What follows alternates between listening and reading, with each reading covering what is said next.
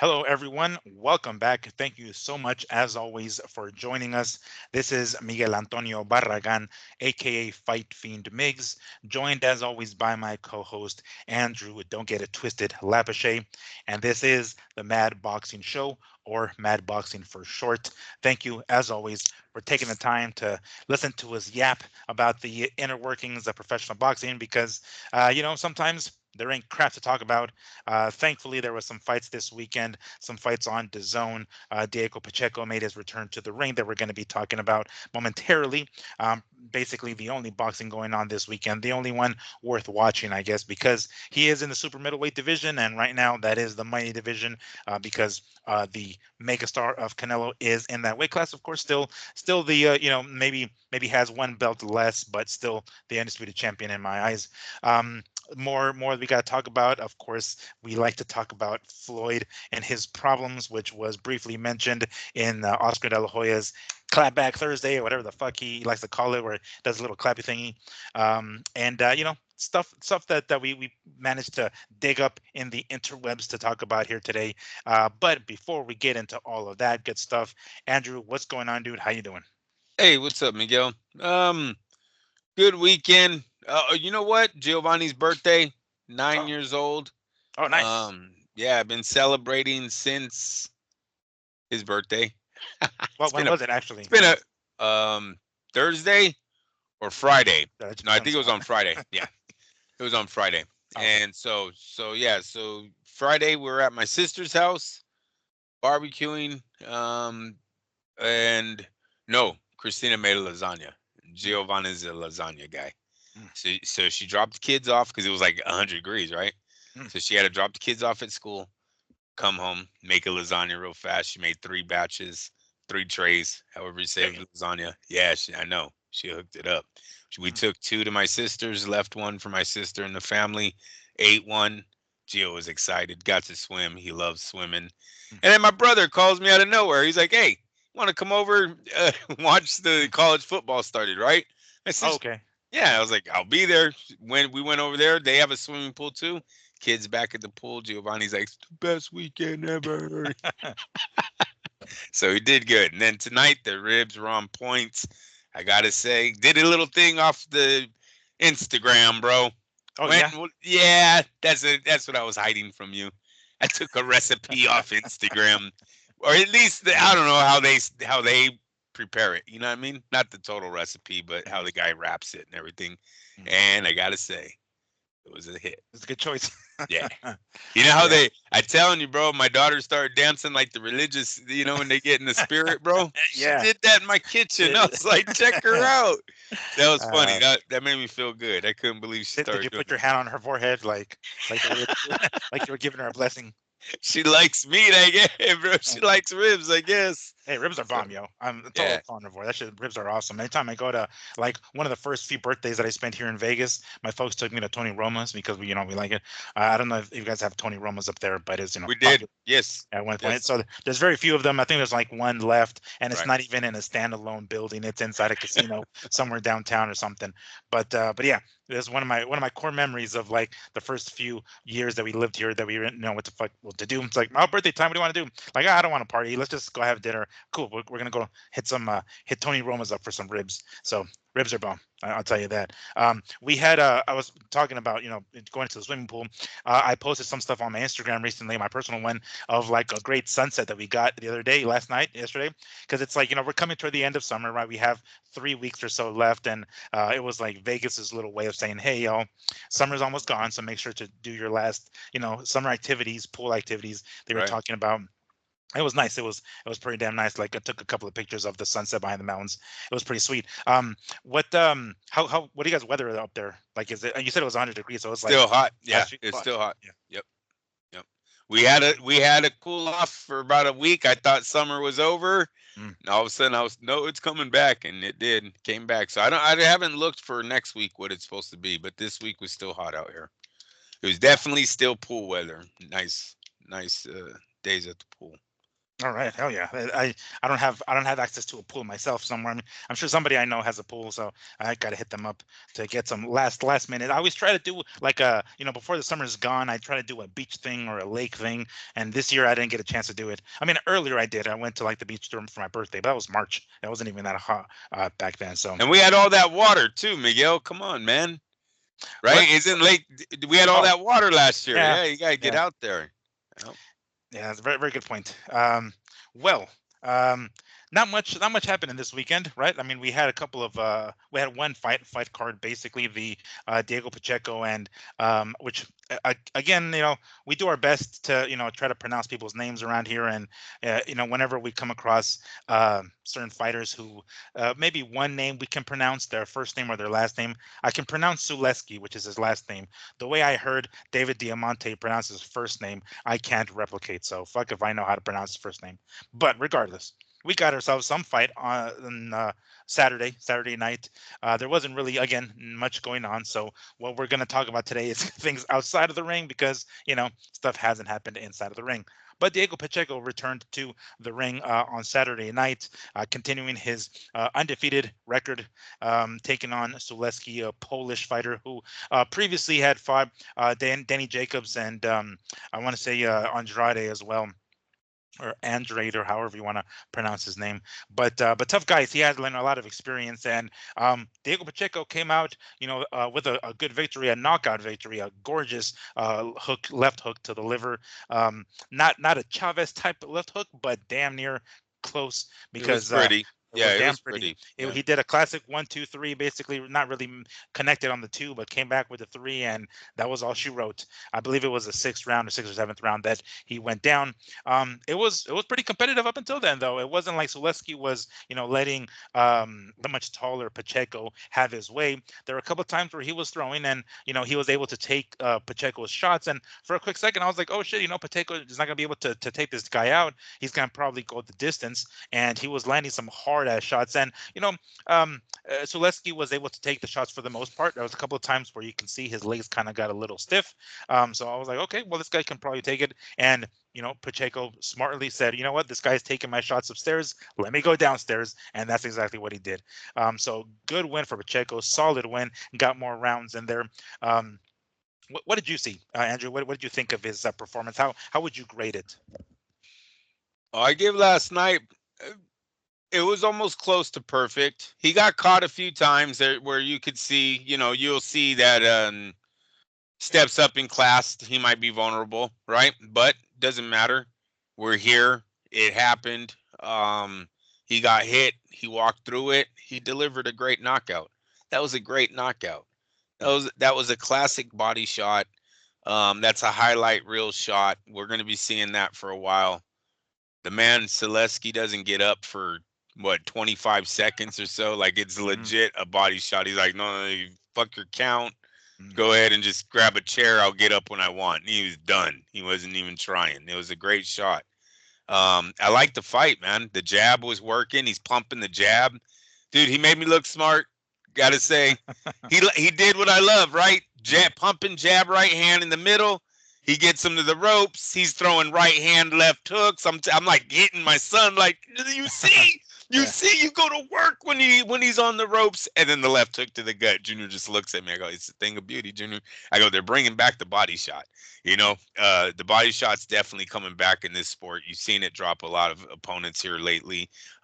So uh, add that to yeah, Junior getting a little bit of confidence of what Dad's trying to show him. Mm, What Dad's trying to mm, teach him. So thank you, Pacheco, on that, Mr. Jose Benavides Senior. mm, Right, because that's a hard formula to beat. The kid uses his height. He's got a great jab. He pumps it a lot. The right hand is hidden behind it. He's got a great 1-2. And then when that left hook gets it rolling, not saying he's ready for Canelo, but that mm. Munguia fight, he knocks out Munguia. He's ready for Canelo. I'm sorry. Like, what do we got? Like, oh, you can see Eddie too. Eddie's so Canelo. You're so lucky. Miguel, sometimes in life it's all about timing, bro. Seriously, man. The guy just had it right. He's going to go down a legend. He's gonna go down one of the greatest Mexican fighters of all time, top 3. I'm not like Oscar. I'm not a hater. Top 10, maybe. Oscar's Yeah, such a hater. behind me. Like, Yeah, not even Mexican. Yeah. But I'm talking Mexican born Oscar. But anyway, because you see, he did that to Berlanga, right? oh, that's right. Yeah, Yeah, yeah. what's up with that, Oscar? I seen you carry out flags before. You know what I mean? Now, I know he said Mexican. I just thought it was kind of a cheap shot to do that to Berlanga. You know, Berlanga And knows what he's. for? What for? What does that accomplish really? Yeah.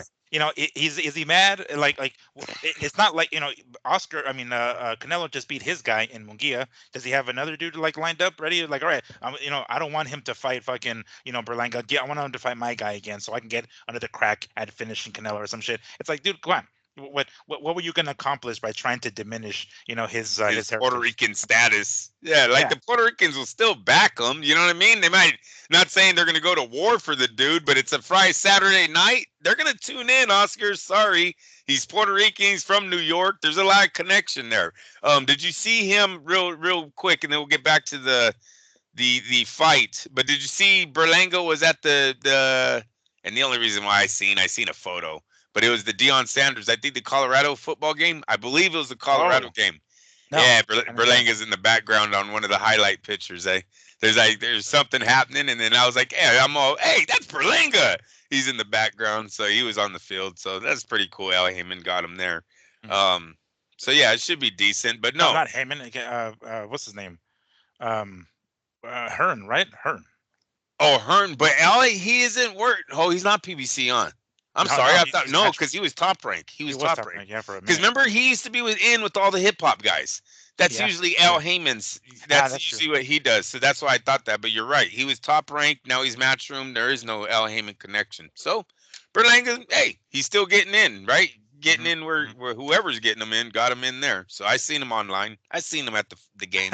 Oh, you know what? Side note: did you see? I don't know. I mean, I don't know how much you keep up with, and this is just slightly off the topic, but there was like the USC marching band in a casino today. No, So apparently there was a big USC game here or there, or I don't know what the fuck it was. I don't know where that, but here in Vegas, I mean. But anyway, like I was pulling it up because I follow some Vegas Instagram people, and somebody was recording the marching band, which is going down fuck a casino, like the Florida casino, passing the blackjack tables and shit. They were doing their thing. I was like, oh, what the fuck is going on? This is pretty sick. I don't follow college football at all, but one of my BFFs, he has a couple of kids, and the kid's godfather, who I visited several times in Corona, California, his name is Andy. He's a huge USC fan.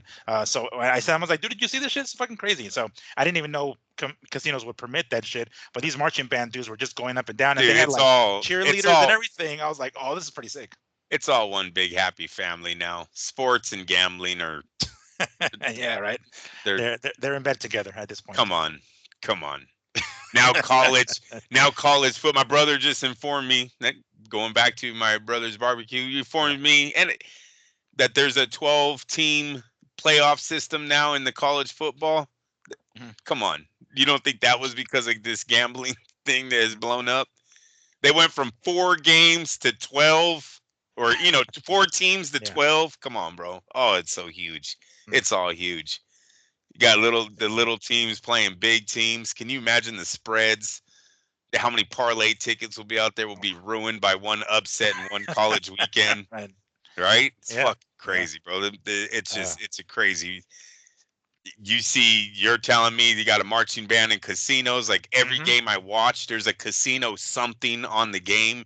If Mm. it's not on the back, if it's not on the banner of the stadium itself, it's the commercial playing directly as at the break. It's just the stadium's named after a fucking casino. All Like right. it's so crazy, Miguel, where we're at in 2024, bro. It was never like this before. The fucking odds are running under games Mhm. now.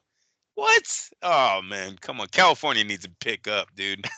They're falling behind. They're falling behind. I want to get into the big game, but no. Uh, Back to but Pacheco, anyways, bro. yes, yeah, but yes. That Not a I lot of news, you guys. They're not. We're yeah, trying to yeah, right, stretch. exactly. Not too much going on, so sorry there. But regardless, it was interesting though that afterwards, Eddie Hearn said, yeah, we would have mind a fight like this, and something with between Munguia and Pacheco. And that's not a bad deal. Like I've read a couple of things, and this is what I don't understand. And I'm gonna try to pull up this tweet here, but basically, Rick Glazer thinks it's not a good idea. Like he thinks, and I don't know why, but it seems as though he's telling, and he actually puts Eddie Hearn in like the tag, so he tags him, and he's saying like, dude, enough with this shit. Quit trying to put the carrot on the stick in front of us. You're not going to give us that fight because it's not a good fight for Pacheco. And I read it and I was like, what? Like, why wouldn't it be a good fight? Like, I figured it would be, wouldn't it? I mean, I'm down with that. Like, I don't think but because Pacheco will get fucked up, like I don't think Munguia's gonna do that 168 against just about anybody, especially a young cat like that. But I'd be down for that fight, especially if they do it somewhere in like Staples Center, or what is it, Kia Center? I don't know how they call it anymore, Crypto.com Arena or whatever. But and LA, the fact that he's from South Central Pacheco, I'm talking about, and then we have a Mexican in Munguia. I'd be down for that, hella. In Southern There's California, shit. there's not a lot of times that me and Mr. What's his name right there? Oh, Rick Glazer, yeah. Mr. Glazer are not on the same page, but we're not on the same page on this one. Mhm. I thought for the first time Eddie showed an IQ of a promoter after this fight. You know what I mean? The venue's correct. You take this fight to LA, it does sell out. It seems like Pacheco, bro, he's been a prospect for so long. Mm. What are we waiting for? What's the fight? If Munguia ain't gonna prove that he's ready to get a title shot, who is it? Munguia's not the title. You're right. He's not the champion. So who would be the guy that's going to prove to? And I hate talking. I'm not trying to pick on Rick or nothing like that. But you know what I'm saying. I'm just going off Yeah, of what well, he's saying. we can. Yeah. I can read it to you here real quick. It says, "Hello," and then he puts the ad, and he tags Eddie Hearn. It says, "Please stop with the bluster. You would never do Diego Pacheco versus Jaime Munguia now. Common sense is very telling, as that fight makes no sense for your guy Pacheco, and you definitely know that. Eddie, enjoy your Sunday, but without the hyperbole."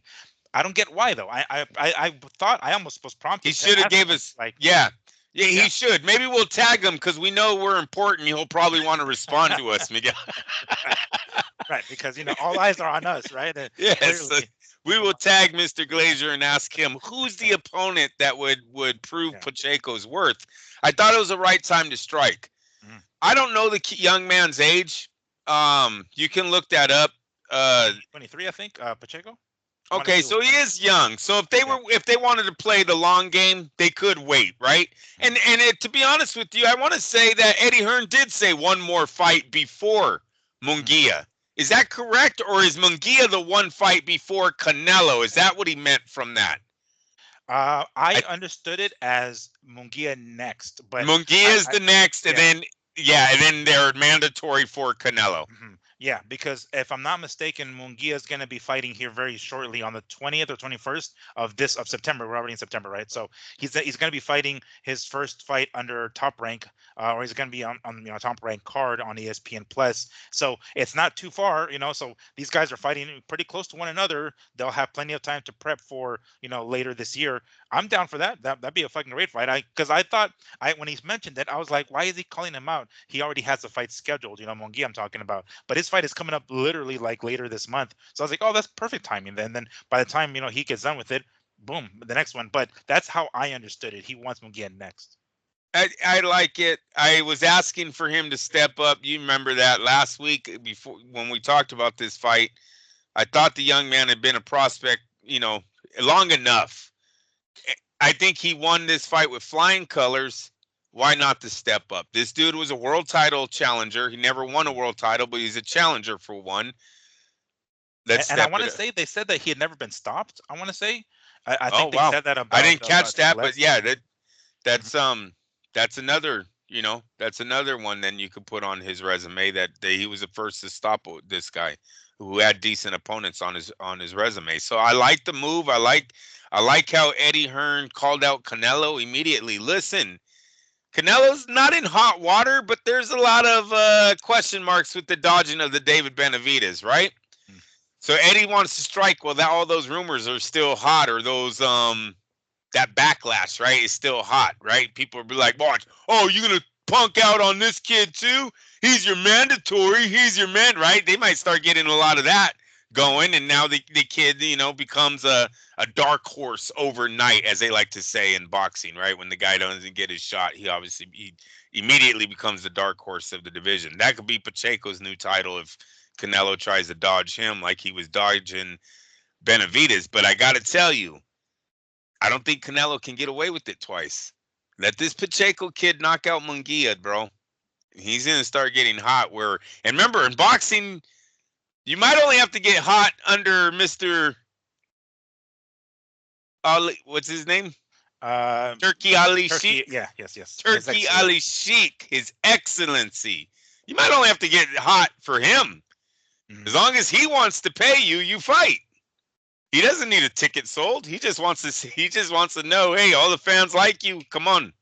I don't need Canelo's approval. I'm going to put down a contract and we'll see if he punks out again. I was going to ask you that. I mean, we're kind of maybe a little jumping the gun a little bit, but let's go ahead and take the first step. Munguia. What I mean, we know with Munguia coming off a loss, and of course chances are he's going to win his next fight because he's the favorite there as well.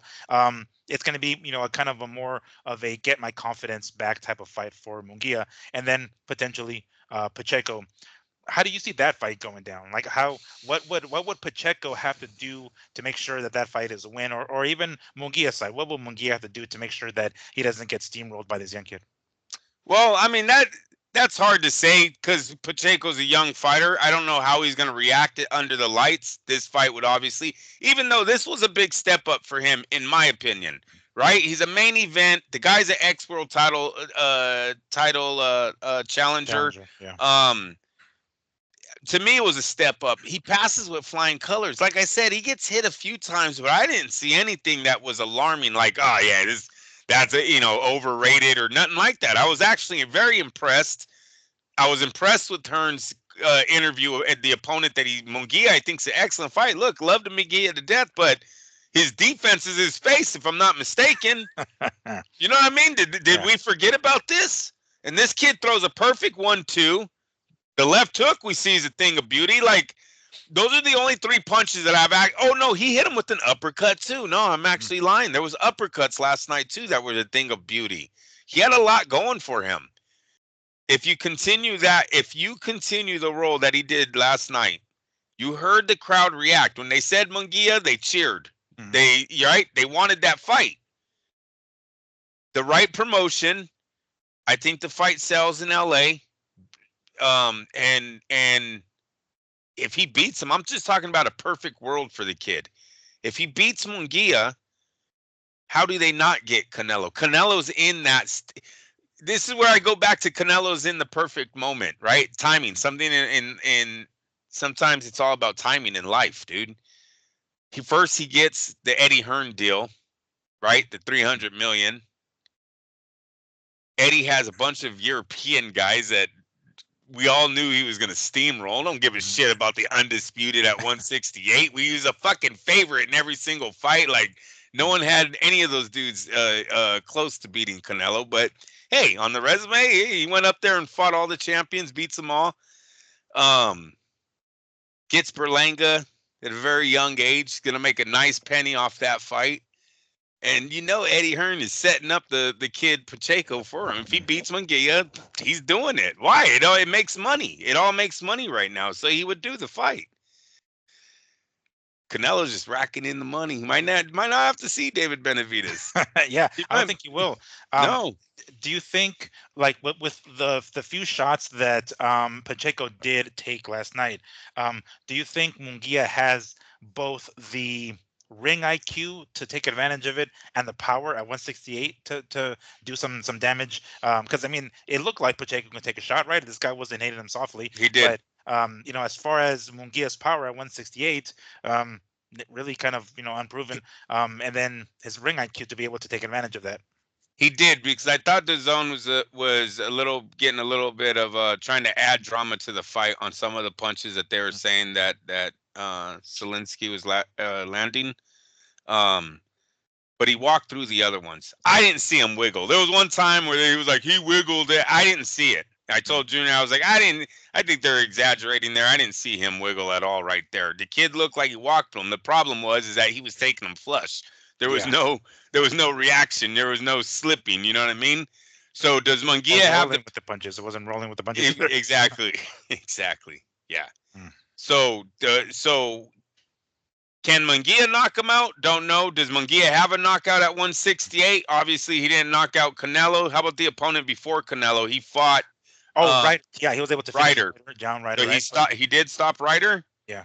Okay, so he does have a knockout at 168, so you got to say potential of him hurting a kid who's not moving his head at all is definitely on the table. And look, that might be what Rick Glazier comes back with. Like, did you guys see his defense? And you're telling me he's going to take top 5? You can't argue that, right? And if that's what he wants to lay his money on, then so be it. I thought everything else looked good, but obviously could have the Ryan Garcia, Gervonta Davis effect, right? We thought his left hook was a thing of beauty too, and then we found out he keeps his right hand down as he throws that thing of beauty. Yeah. Fucking kid. Wish I seen that before. No, just kidding. Yeah. So I like the fight, man. I don't know what else they could do with Pacheco at this moment. If they put him in another fight, who it would be that's not, that's under, right above the Solinsky cat, who is already still, in my opinion, he's top 10 still, right? I mean, the guy only had like 2 defeats. Yeah, as far as I understand, yeah, 2, Andrade and Jacobs. I want to say those are the only 2. Yeah. Yeah, and so he was a D. So you got to get someone above his rating and right under Munguia, I guess. Because where's Munguia? He lost to Canelo. It's not like he's holding the top 5 anymore. He had to have dropped a few since losing to Canelo. So I don't know where we would go with him at this point. He's gonna be a mandatory, any doubt. You can't take the mandatory. What, is he gonna give up the mandatory title? No. So why not take on a hard opponent and then go for it? Hey, these 2 fights changes his whole life right now. That's the opportunity he has in front of him. I don't see why you walk away from that. Any chance that, I mean, I know that that Hearn said it's most likely this is what he's trying to do, is get a fight and a win over Munguia, then down the road, then after that, I guess Canelo. Anybody else, like, let's say, because I know on the Canelo undercard, or is it the Canelo undercard where Plant is going to fight? Yeah, Killer Plant, right? Yes. Would that be, I mean, because we're talking about a former champion in Plant, and granted, so is Munguia, but he was a champ at 154 or 160 or whatever, but not necessarily 168. A former champ at 168, someone like Plant, it's not a bad deal. I mean, if for whatever reason Canelo is not ready at that point. Go ahead. Now you have to, all right, so look, you have to look at risk versus reward, right? Sure. And if both opponents, Plant and Munguia, lead Pacheco to Canelo, why would you take the harder guy? Yeah. To me, Plant might outbox Munguia. Mm-hmm. He might if we were to match them up. I don't know if Munguia can stop Caleb Plant, and I don't see him outpointing him.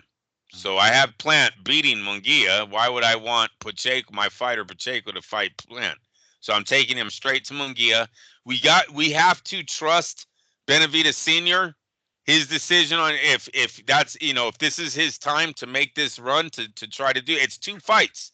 And one of them, he's an underdog, but he's not that far of an underdog against Munguia. Love Munguia to get death, but you've heard me say on many times on this show, he fights to his level of opposition. He has no defense. He never grew as a fighter, in my opinion. I know Freddie tweaked him a little. The Ryder fight, they like to, oh, Freddie brought, the right hand. That's all great. Before Freddie, he was very much the same guy every time he stepped into the ring. Freddie might have tweaked him a little, but nothing special. Okay, in my opinion. Now this would be another fight that he has under him. I don't know if he stayed with Freddie. Is he? No, he left Freddie, didn't he? Yeah, I want to say he Yeah. went back there. Eric Morales. I thought I read that Yes. he went back to Morales. I think. Yeah. Yeah. After he left Golden Boy. Wait, he didn't leave Golden Boy. I don't know. I don't know. Yeah. Maybe he did, because he really never came back and said, no, I left you, Oscar. I'm now with Ty. I never heard that report from Munguia's camp either. So maybe they just had it wrong. The guys that put out the report from Top Rank, it was like, no, he's working for ESPN, under Golden Boy. I don't really know. Well, I guess we'll see on that night who's standing with him, huh? Yeah, exactly. If we're gonna see, Oscar say how many times he mentioned Munguia's name during the lead up to that fucking fight. Let's see who's in his corner. Let's see who's ringside. Is it just Bob or is it Bob and Oscar? Right.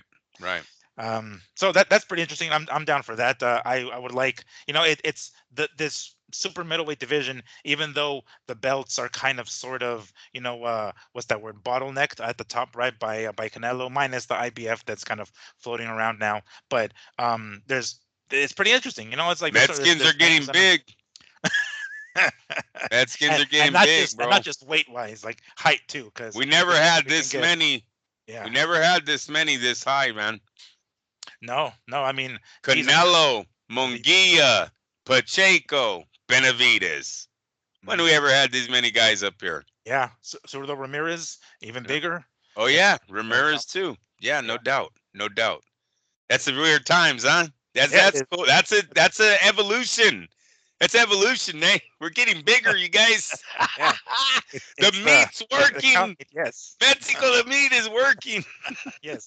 Keep pumping the clenbuterol into the meat, please. We need the height, guys. We need the bone length, please. We're too damn short. We know in America was probably GNC company, the GNC company, the protein shakes all of us were taking back in the day. Creatine. Yeah, creatine's the shit. I love that. My brother was all over creatine. He pumped out 2 state wrestlers, one undetermined. He's still wrestling in high school right now, but he got 2 state champs, or not state champs. Don't knock me, but both multi-qualifiers. They're all ripped.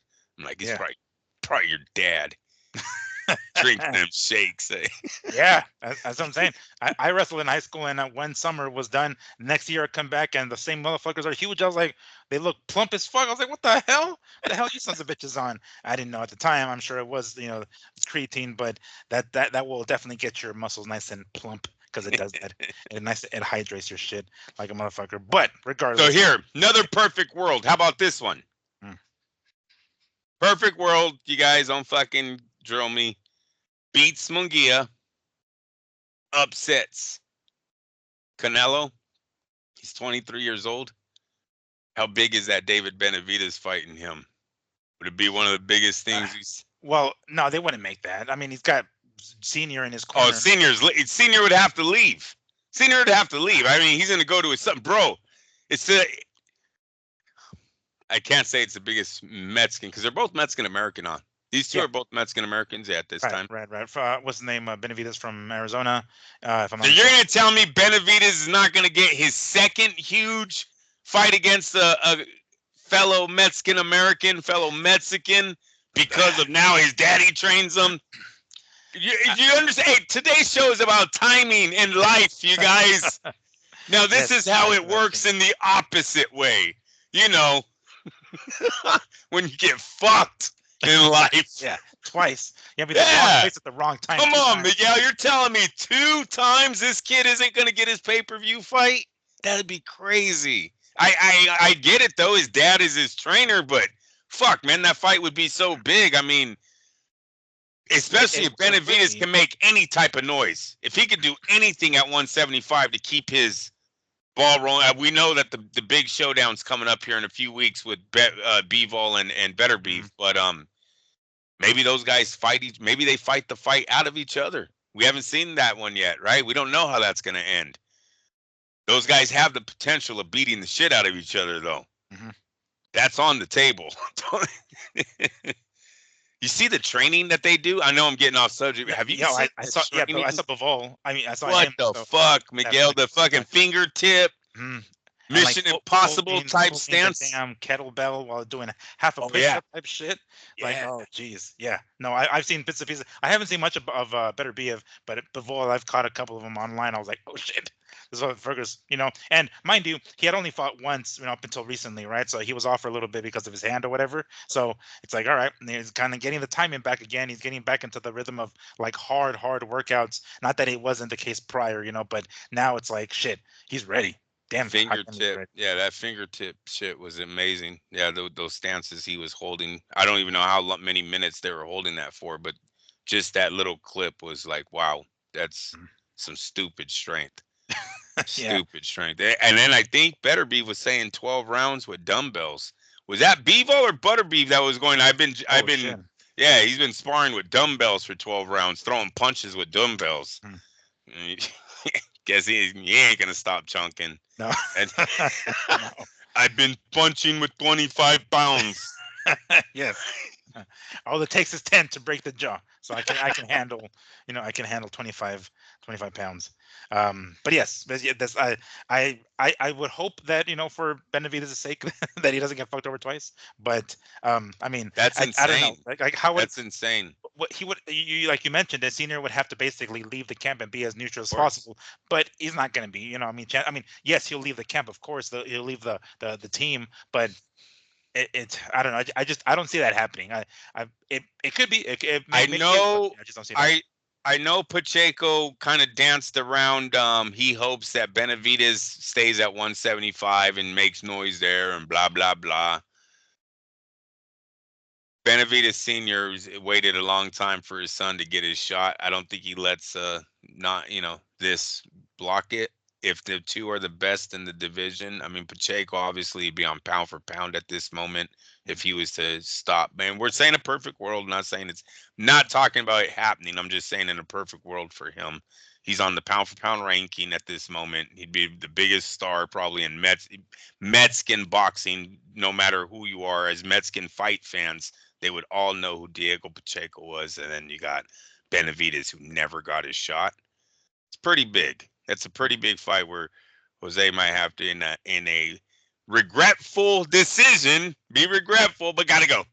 Me and my Mhm. son about to take it over, right? He's gonna get his shot, and he'd have the inside track on his fighter because his dad trained him. Yeah. So there's that storyline too. Yes, yes, he's going to have a lot of the inside scoops of how he trains, and basically his strategy and his weaknesses, the parts that he doesn't do very well. Yeah, that's I mean, I don't know if there would be some sort of, like, at least from Pacheco's side, be like, all right, you're gonna leave. I'm gonna leave the camp, but you can't be in your son's corner. Fuck that. You can't be giving him the tips. I don't know how that would. I'm telling you, it seems unlikely, but hey, Perfect who world, knows? In the yes. perfect world, exactly. Well, nonetheless, excellent fight for Pacheco. Great win. It keeps the momentum going. We're seeing him pretty regularly, and if I've quoted Steve Kim plenty of times as it is already, he talks about activity with fighters, keeping them busy, staying in the ring. Doesn't like the 1 to 2 fights a year type of shit. So Pacheco's definitely doing his part and staying as busy as possible. And if a Munguia fight comes up shortly, because Munguia is going to fight later on this month, I'm down for that. I'd be totally down for that. Main eventing, the zone card and Staples Center or wherever the show, or even like the Nokia theater that's like right next to Staples Center or Crypto.com arena, whatever it's called now. But even that, that's, I mean, that might be kind of small, but Staples Center, I think, is pretty solid. I don't even know. I don't remember whether we're at last night with the Pacheco fight, but the arena. Oh, it was a Carson, right? I think they were in at the Home Depot or SubHub or whatever the hell that Okay. arena, Dignity Health, whatever. Because it was an outdoor thing, and it might have been like sprinkling because there was a little bit of water on the lenses of the cameras. But that might be a different story. The arena didn't look that packed. Maybe it's just because it was a rainy night or something. Maybe I don't know. But yeah, having something like that, like Pacheco and Munguia, Staples Center, I'd be down for that. So great fight by Pacheco. All right, a couple of things that I wanted to mention that are kind of two side stories here. Oscar's clapback Thursday that he did. I think he skipped Tuesday for whatever fuck reason, and he did it on Thursday. But he did a No, no, no, little. no, no, no. Yeah. What? Clapback Thursday was done on Friday. Oh, it was done on Friday. Yeah, because he was on vacation. Remember, he's on. Oh, Yeah, he's like, I'm supposed to do it on Thursday, but I'm on vacation. yeah. Like, and I make the rules, so Yeah, yeah, exactly. forget about that. But apparently, he threw this in there in regards to Mr. One Floyd Mayweather, who is he's basically asking the question, why the hell does he continue to do these exhibition bouts, right? As a matter of fact, I saw recently a clip of Teddy Atlas and his podcast. I think it's called The Fight with Yeah. Teddy Atlas, right? Yes. Him and his co-host Ken, I forgot the guy's last name, but Ken Rideout, I think is how you pronounce it, asking the question, how much is Floyd making in these fights? Like, what is it? What is the, they're considered exhibitions, but does that mean that they aren't reported it to the athletic commissions, I guess? So I guess they kind of have a little bit of a loophole there because a couple of things. Floyd obviously is still doing these exhibition fights because he needs to make some money with these glorified sparring sessions. Why? Well, we kind of knew he was in some trouble, but Oscar in his clapback Thursday/Friday talked about it, being sued by a jeweler in Miami. A post I saw recently, which is what I'm going to quote here online. Leonard Suleimanov, I don't know how you pronounce it, is suing Mayweather and his company, the Money Team, for violations of the Racketeering Influenced and Corrupt Organization Act, along with counts of fraud, civil conspiracy, breach of contract, unjust enrichment, and civil theft. Amongst other allegations, the suit, which was filed in Miami federal court on August 23rd, also names rapper Tyga for allegedly failing to pay for Rolex. So I'm not sure what Tyga has anything to do with it besides this allegedly. Like, did he sign off on Tiger? Is he? Yeah, that's what I'm saying. I don't know. That's I'm not sure how the fuck that works. Co-signed for him? But we suspected for a long time, even back when the Fight Net Radio days, that Floyd Mayweather was in some trouble, some financial troubles. And when we see stuff like this pop up, and then we see somebody like Floyd come out, I'm sorry, someone like Oscar come out and say it, and then nobody refute him, nobody rebuttal, nobody says no, that's not true. Anybody from Floyd himself to drop a lawsuit. Yeah, it's like, but nobody's saying jack shit. So when we see that, it leads us to believe that it's probably fucking true. So that's something that we come up across this weekend. My dad says it all the time when I tell my dad, like, yeah, I think Floyd's broke. He says it in Spanish. He says bigger empires have fallen. So it's not out of the realm of possibility that somebody like him could be going broke because bigger empires have fallen. What do you make of this? What do you think? Like, we've suspected that was the case for a long time. It's looking like more and more that's the truth. Where does Floyd stand right now? Where does he stand? I don't. He's got an O to sell. He could come back and try to give up. Fight one of these guys, Terence Crawford at welterweights. I don't know. He bought a plane the other day. We talked about that last week. We got to bring that back. Or supposedly. Yeah, I know. Is he renting these things? I just seen that. Did I send it to you about how you can rent basically everything in LA? Some girls like breaking down how these YouTubers are looking famous. Mm-hmm. There's mansions that you can rent for $90 an hour. $90. Oh shit, really? You could rent a mansion. I guess all you could do is take photos. You can't, you ain't living in the damn thing. It's only for pictures. $90 an hour. Like it's an Airbnb. Like, no, it's just for pictures.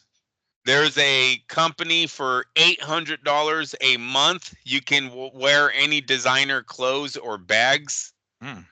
Right? Now you have a house, you have the clothes, and then you rent the Lambo. We all know we can rent Lambos and see it on the Hollywood Strip, right? And you see it on Las Vegas Strip, right? Yeah, Vegas as well, exactly. So we know you can get the car. A car is easy. You get all of it, man. And then just go look rich and then go on. Is that what Floyd's doing? Is he renting a plane putting it on Instagram and then going home. Damn it, Floyd. Floyd, it doesn't make sense. People who have $1 billion like you once bragged about should not be fighting John Gotti in a rematch. You should not be kicking a ref out at the second round of a fight like this.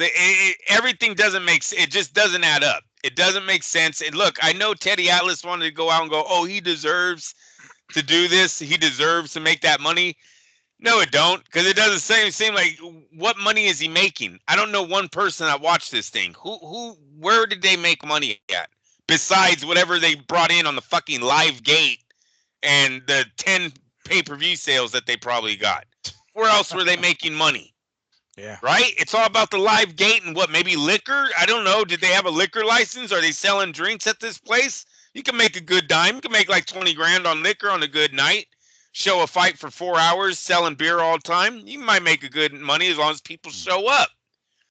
We know Floyd don't fight for no 20 grand. I hope. They're all here. We got to split the pot tonight, Floyd. We did great. 17,000. Like, what? I fucking hit 17,000. Shit. So that's not my jeweler's gonna fucking sue me. I told my jeweler I was gonna bring home 20 mil, motherfucker. What else could they be fighting for? It's like a fucking Don King fight at this moment. It really is. I heard nobody say they watched this thing. So I'm sorry, Teddy. Who the fuck was watching? I only know about it because of the highlights on that they put out. So listen to this, and I just pulled it up. It's this the Sportster website. Key takeaways from the rematch. This is prior. It says Mayweather returns to the ring for a highly anticipated, not really, rematch against Gotti 3, right? In Mexico City. Mayweather's enduring appeal evident with a purse expected between 20 to 25 million for the rematch. Gotti's purse is significantly smaller, around 5 million, looking to capitalize. That's such a lie. All that's a lie. Sportster. How in the motherfuck is that dude expected to get 20 to 25 million? I mean, Miguel, how the fuck Mayweather's 20? Who's giving Gotti $5 million? Right. This, unless they are laundering money in for some mafia boss. Well, this fight was in Mexico, so this doesn't seem like okay. Hey, they might, maybe, Floyd's in the art business now. He's gonna be painting next. I'm selling my art for 50 million. Someone bought it. Then we'll know what he's doing. But there's no fucking way that someone in the right mind gave Gotti 5 million. Maybe Floyd. I'll give him that. Whatever. I don't believe it, but I'll believe that bullshit before I believe someone sat down and negotiated a $5 million deal for John Gotti, the fucking whatever his name is. It's not the second, because you said that was the rematch, right? It's the third. All right, so John Gotti the third. Terence fucking Crawford only made $2.4 million in his last fight. No, there's no way. Miguel, we're in a fuck that this is a matrix. If John Gotti the third is making $5 million, yeah, and Terence Crawford's making 2.4, moving up in weight, his fourth weight division, taking on an undefeated champion. Oh, what a sick world. It's a sick world if it's true, but I don't believe it. I think it's either a lie for the internet, or they're laundering money. They went total. Floyd is going to get busted here by the Fed soon on some crooked ass money scheme that he's doing. Because 30 million, where we know the live gate wasn't no 30 million. In his best days, his live gates aren't 30 million. So you're telling me TV money somewhere was $30 million worth? Pay-per-view? Really? We're going to have that many pay-per-view buys? As a matter of fact, let me pull this out. Let me see if I can find anybody reporting any sort of numbers on Mayweather Gotti 3 or the rematch pay-per-view numbers. Let's see here what we got. Pay-per-view buys. He's selling art. Is that what he's doing? Nope. Probably a Russian buyer.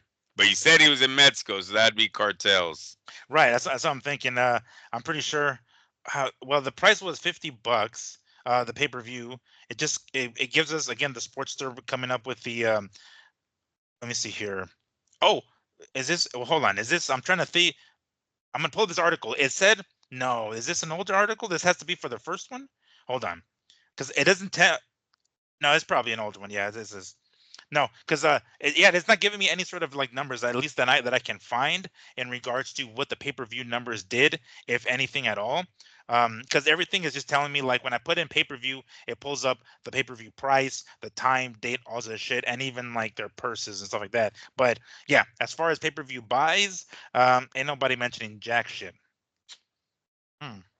And the internet didn't mention jack shit. You know what I'm saying? The thing never went viral, man. To make big numbers on pay-per-view, you're going to see it online. You're going to see, my phone's going to see it. I'm going to get phone calls from people that don't usually watch boxing. They're going to go, hey, you watching Floyd tonight?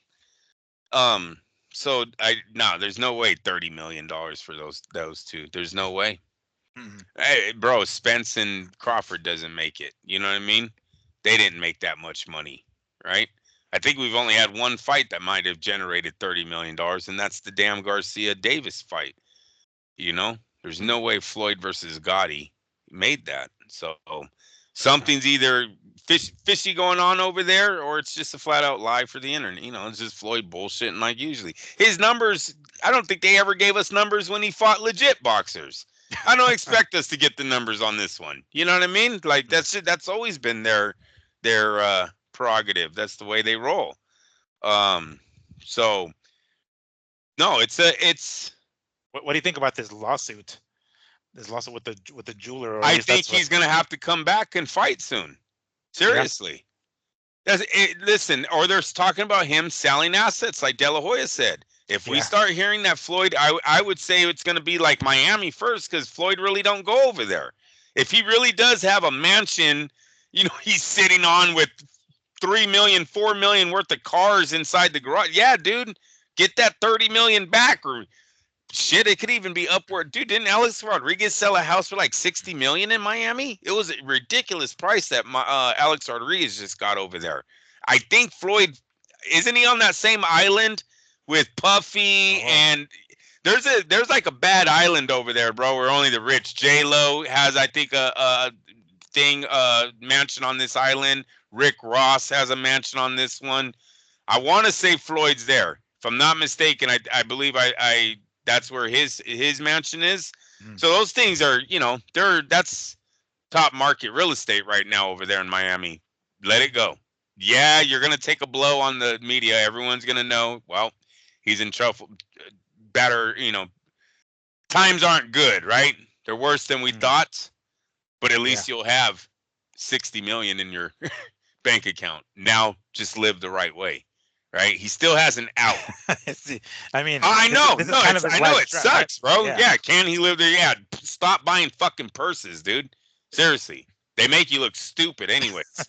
You look Yeah. dumb on the fucking basketball court. It's always been a foolish look when he brings those man bags out.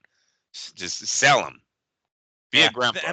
and the cars, like realistically, cars. I mean, it really depends on the kind of car, right? But it's gonna be difficult to get rid of those. We talked about it before. Nobody wants to fucking buy no damn car with his Yep. initials and embroidered into the damn seats. Anybody gonna want to buy that shit? And cars in general depreciate, right? So yeah, there are some And that keep their what's the value a little bit longer, but realistically, he's not gonna get what he probably wants out of those cars. no way.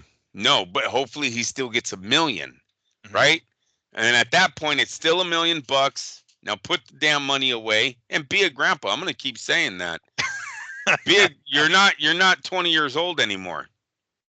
It's Um, not Pretty Boy Floyd no more. no, he ain't even Money Floyd anywore. He's Well, he's Grandpa he's Floyd. gonna be. I mean, we're gonna have to put another word in front of that. It's owing money. It's like owing money, Floyd, because that's owing That's money fucking Mayweather. awesome. Owing money Mayweather. The It's gonna Owing Team. it's TOT. The Owing.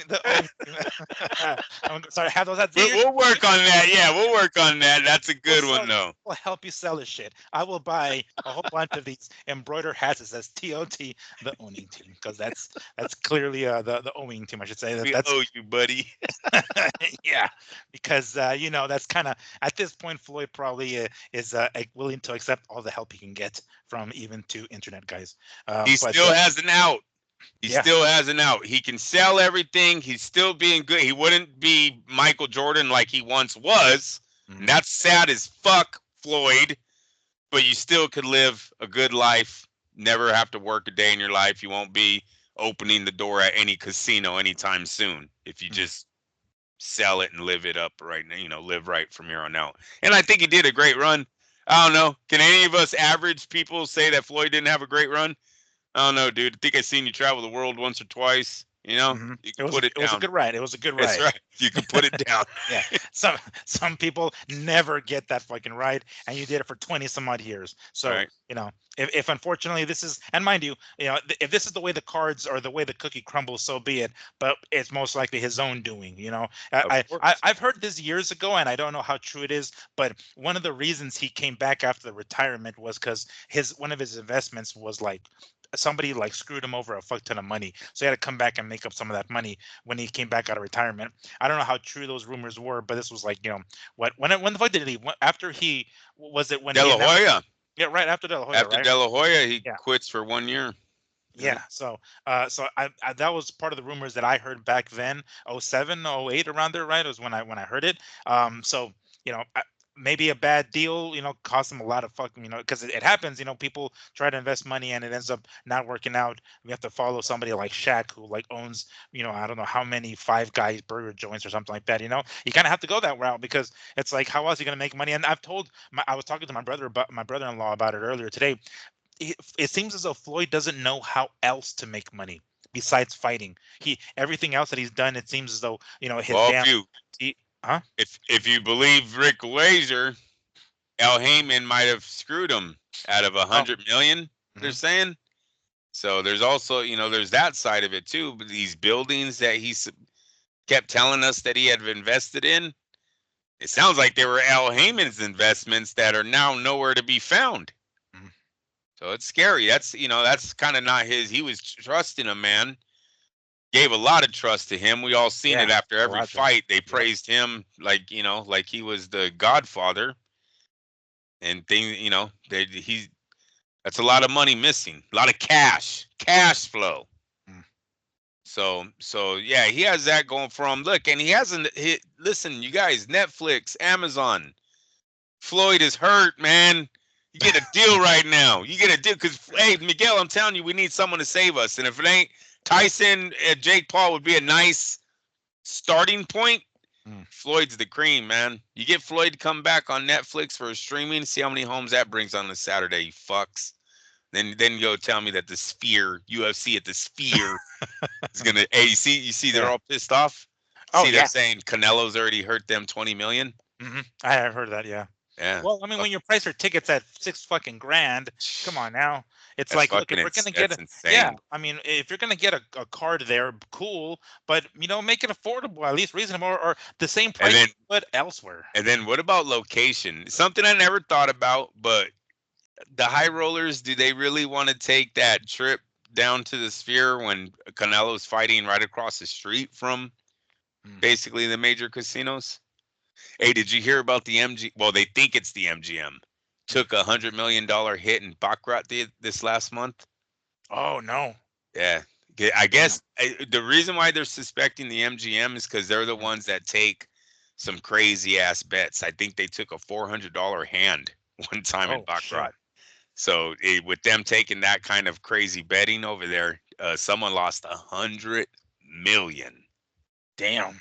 Yeah, No, could you? I didn't hear about that at all. Like, I don't. What is baccarat? I know it's a game. That it's a I don't know. It's in.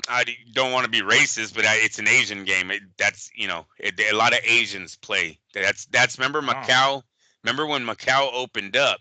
Uh-huh. They took that game from Vegas. That's when Vegas. That's when Vegas really started saying, "Hey, we need a new game," and they brought in sports because Macau was taking a shit ton of baccarat players from Las Vegas, guys that were coming Mm. from China, Asia to come over here and play. They now had a beautiful casino. We always talked about this, like Mhm. the Mandalay Bay has the best seafood buffet they used to brag about in all of Vegas. It was the Mandalay Bay's that was big for their buffet with seafood. Okay. Do you think it's as fresh as Macau? That's off the ocean. Right. No, not even close. No. Probably not even close, right? No. So it was shit like that. They were like, uh-oh. And then you got Indian casinos, you know? So no, I just want to see if you had heard that. I don't know if it's the MGM.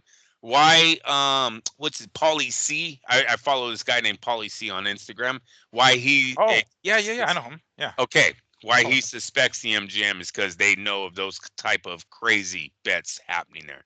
Mm. You know, so yeah, Shout out to Paulie C. I follow him I do follow him on Instagram. You know, when I think he was like showing off his recent department or something like that. But yeah, I know him. Do you know who he is?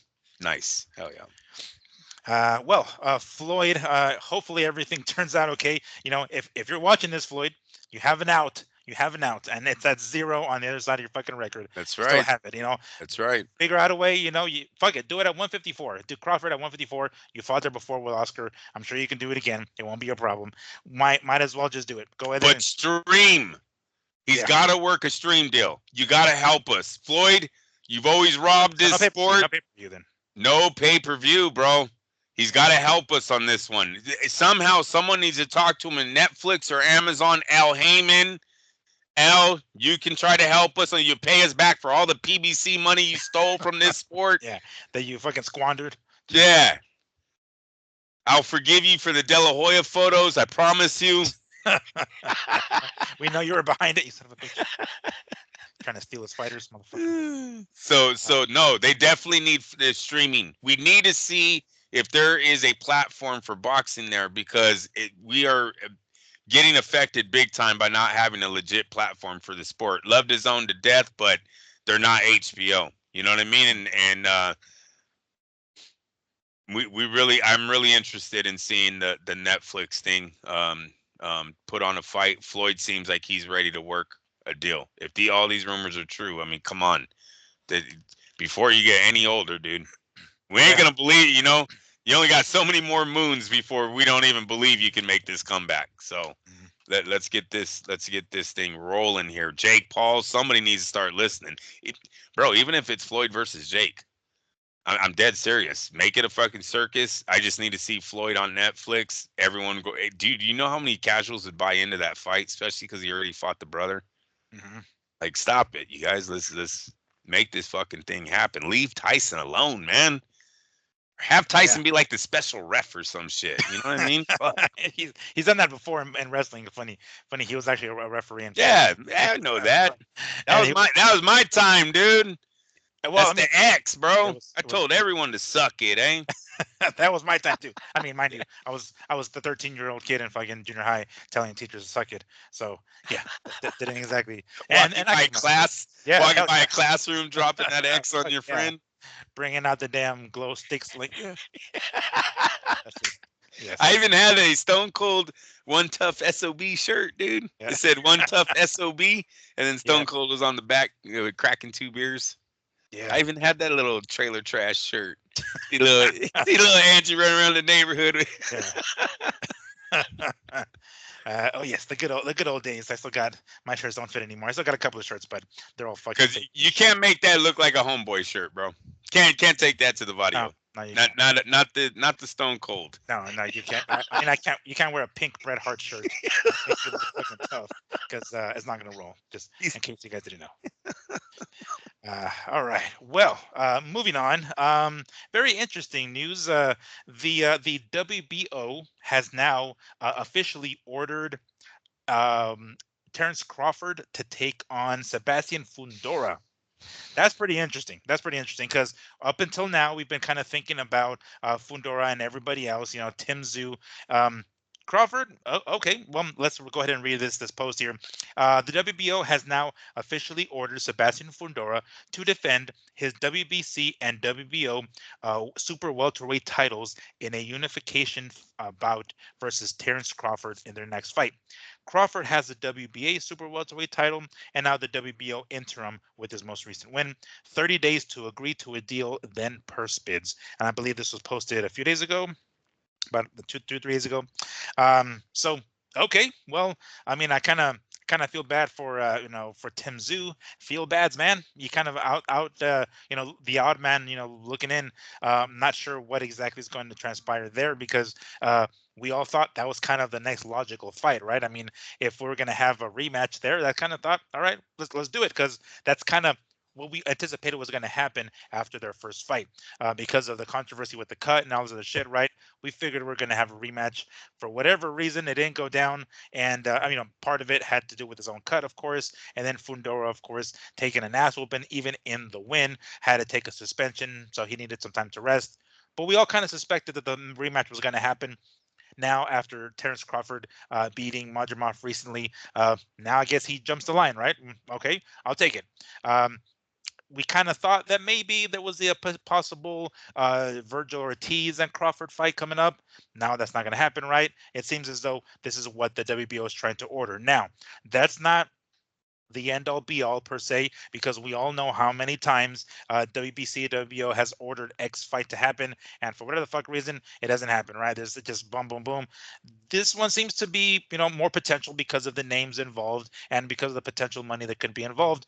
Maybe this fight is going to happen. We're not talking about Canelo and fucking and Billy, being the mandatory. We're not talking about that kind of shit. We're talking about Crawford and Fundora, which seems more reasonable and more likely. What do you think of this, Andrew? When did belts demand undisputeds, unified Unified fights? Wasn't that always like the fighters would want to agree to do it, and then they would have to ask the belt if they would postpone the mandatory? You know what I mean? It just seems weird. They're like, hey, we want you to unify. No, you don't. His Excellency wants me to unify. Shut your mouth. Yeah. Thank you for paving the way for us to unify. But you guys, when I don't remember the belts demanding unification bout matches. I know mandatories, and I don't know if one is mandatory for the other. In this case, you can't be a mandatory if you're a champion. You're out of the rankings. Remember, you're out of everyone else's rankings as soon as you get a belt. It's just weird. But listen, one thing good about the 154-pound division is there's a lot of fights that can be made. Mm-hmm.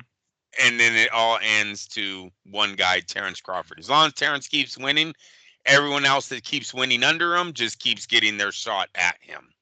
That's how this one's going to play out. A lot of matches that can be made. I'm not mad at any of them. Fundora versus Crawford for unification is a great fight. It's a great fight for Terence Crawford. I think Fundora is proven. Him and Zoo was an excellent fight. Lubin, is that the guy he knocked out late? That was an excellent fight. So no, this is a good unification for Terence, but I gotta say, as long as he hasn't accepted and September 14th is looming, watch out for Danny Garcia and Lara. I'm still sticking to that 5 divisions. He wants to just see if he can go up, still test the Canelo thing after. I want to say even Canelo said something about he's not totally off the table with the Terence Crawford fight. I did. Yes, he did. Okay, you seen that too? Mm-hmm. All right, so I'm not dreaming, and I wouldn't be because I'm not Berlanga. Why was Berlanga jerking off while Canelo was humping the air? You remember when I told you the kid? I know I'm getting off. I got ADHD, you guys. You know when the kid fucking when I told you he was green, like Canelo would be like, "You suck." He's like, "No, you suck." He's like, "I'm gonna beat you." "No, I'm gonna beat you." It was like, bro, say something else. You just keep echoing whatever the fuck he's saying. The dude's humping the air. You're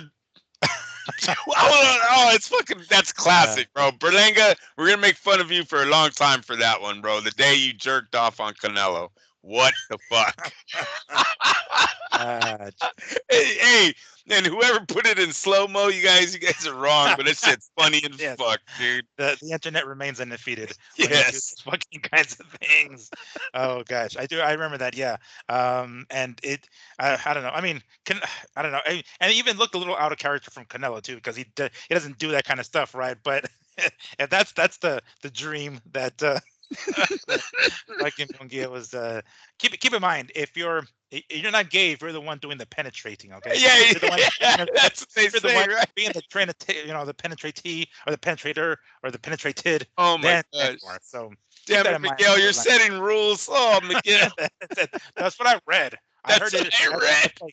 That's prison rules, as I understand it. Fuck. I don't know what the real shit is. That's what I heard. He's all, he said, my friend's uncle told me.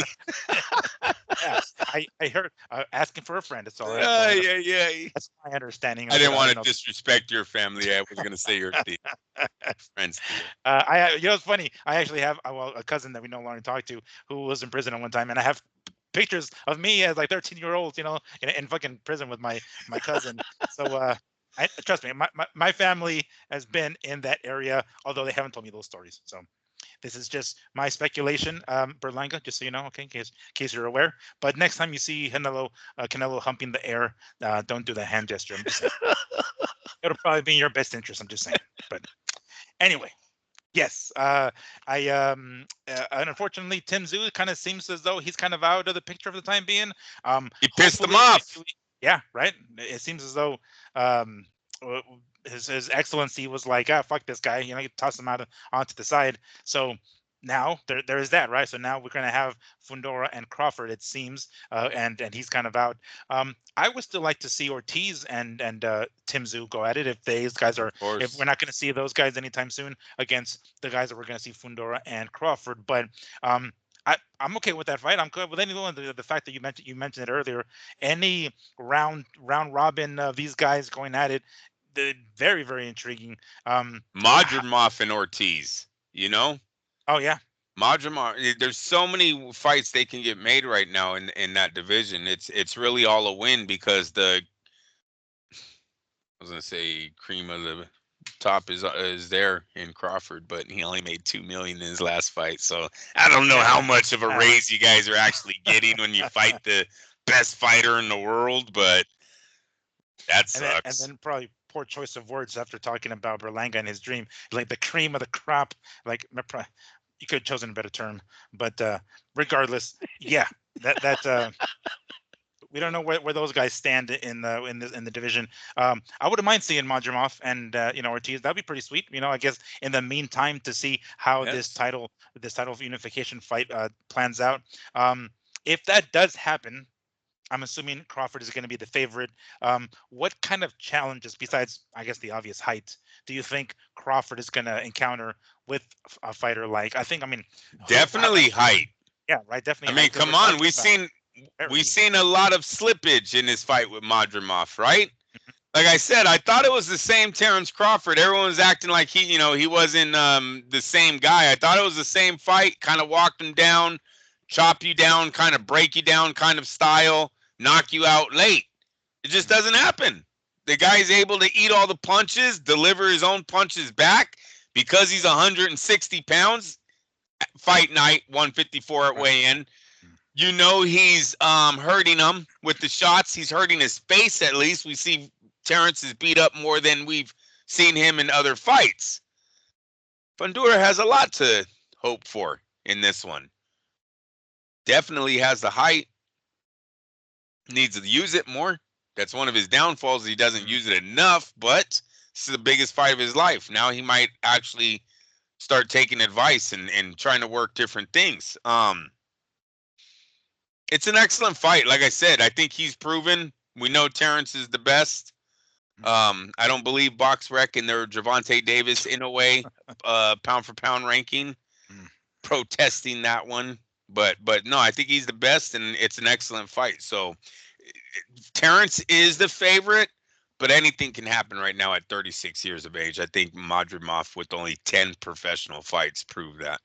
Um, it was a good fight for him too. Like I said, I wouldn't be mind if Madrimov got a shot right off of a loss. I wouldn't mind that either because it was an exciting fight. Don't think he won, but it was an exciting fight. Competitive.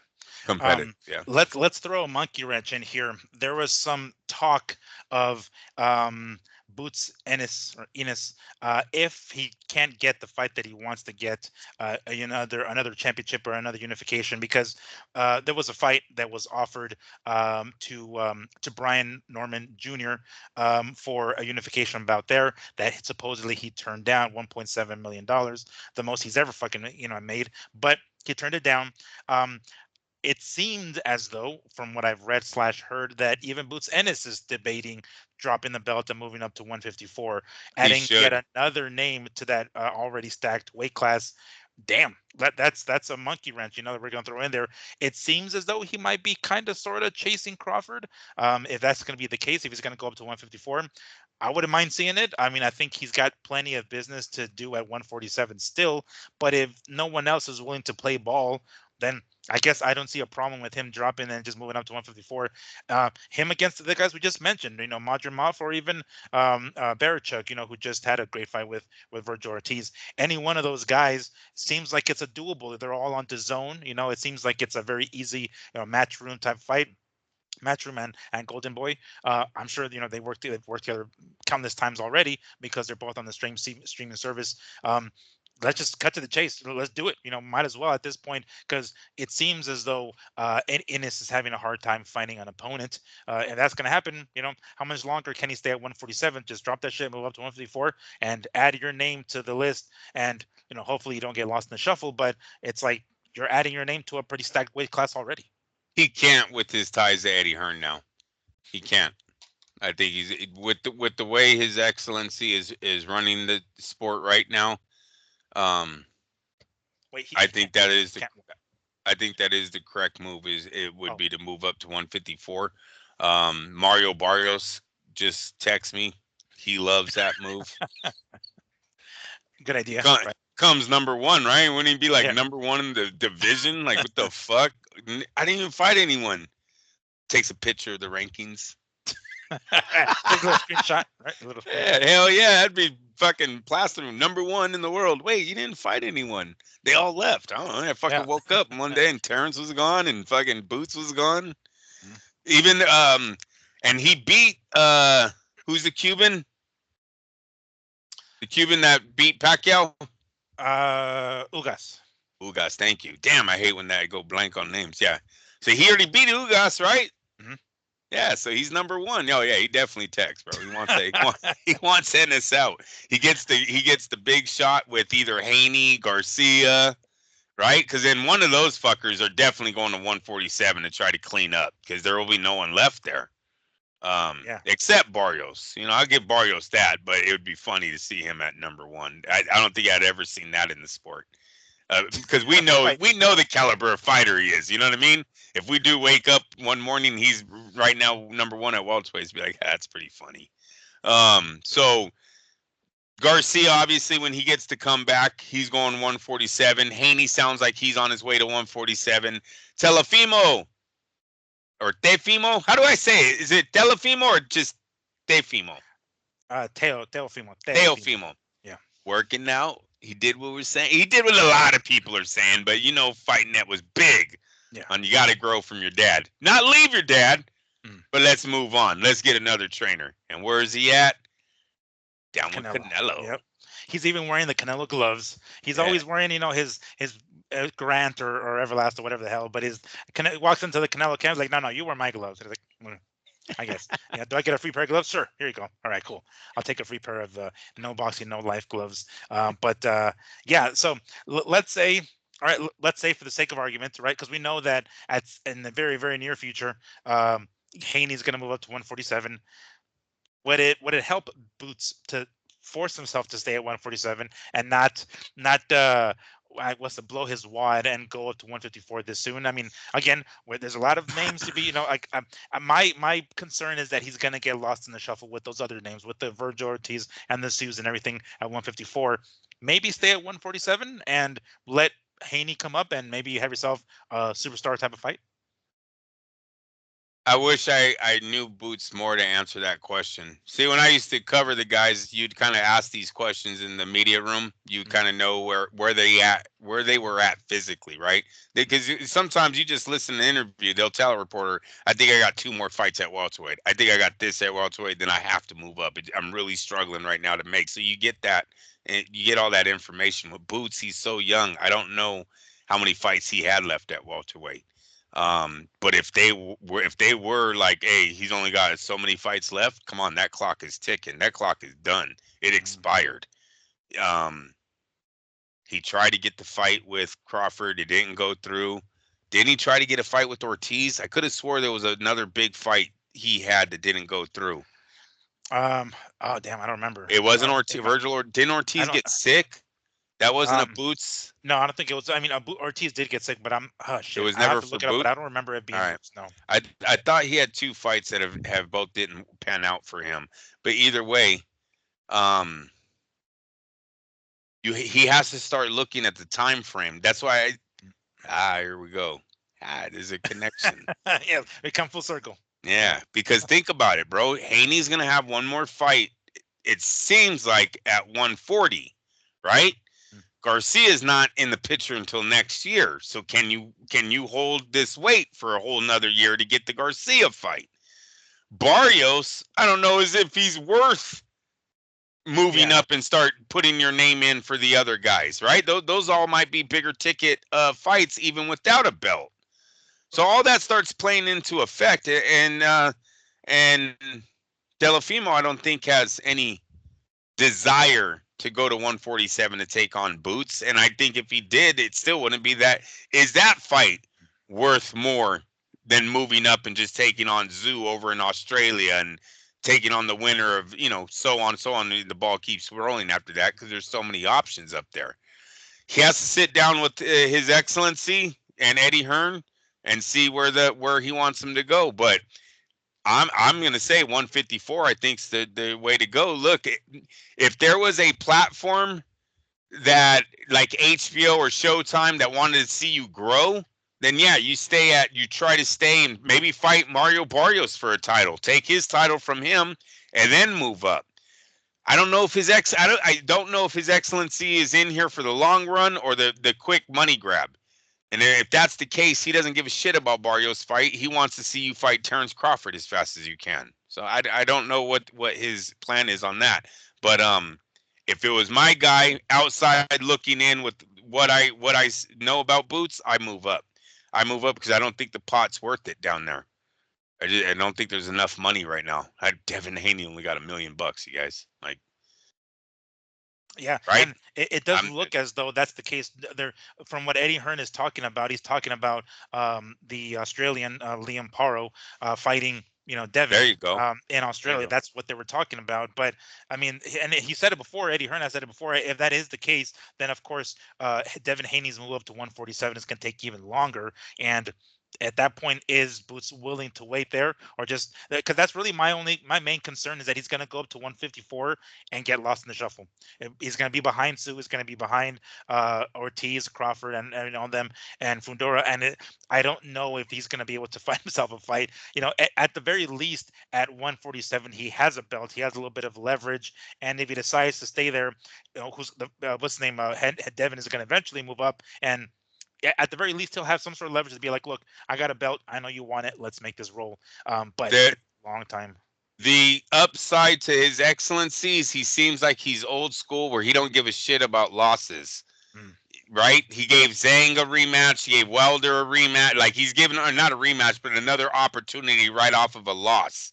You, Yeah. you see what I'm saying? That's old school, right? That's how it used to be. Like not everyone was undefeated in the '80s, and there was a lot of A fought B and B fought C and A and C fought A. There was a lot of that mix matching going on in the rankings back in the day. You've seen a lot of guys fought the same people. Um, he won't get lost in the shuffle, I guess is what I'm trying to say. As long as His Excellency has his eye on the prize, has a big old board, and knows the winners are fighting winners and losers are fighting the losers, right? Mm. He keeps rolling it like that. He won't get lost in the shuffle. You just got to keep winning. And I do think Boots is with a pretty good promoter with his excellency. I think Eddie Hearn is probably the closest to him because he brought him AJ, because he brought him all those UK fighters, because the UK parties more in Saudi Arabia than America does. At least at this time, it seemed like they were. Um, yeah, I think Boots is better option in his career right now. I don't know how old he is. He's another guy that it seems he's been hanging around for a long time with the PBC. Mhm. Like, why wait another year if he can go up and start fighting the big boys up there? Devin Haney's not that big.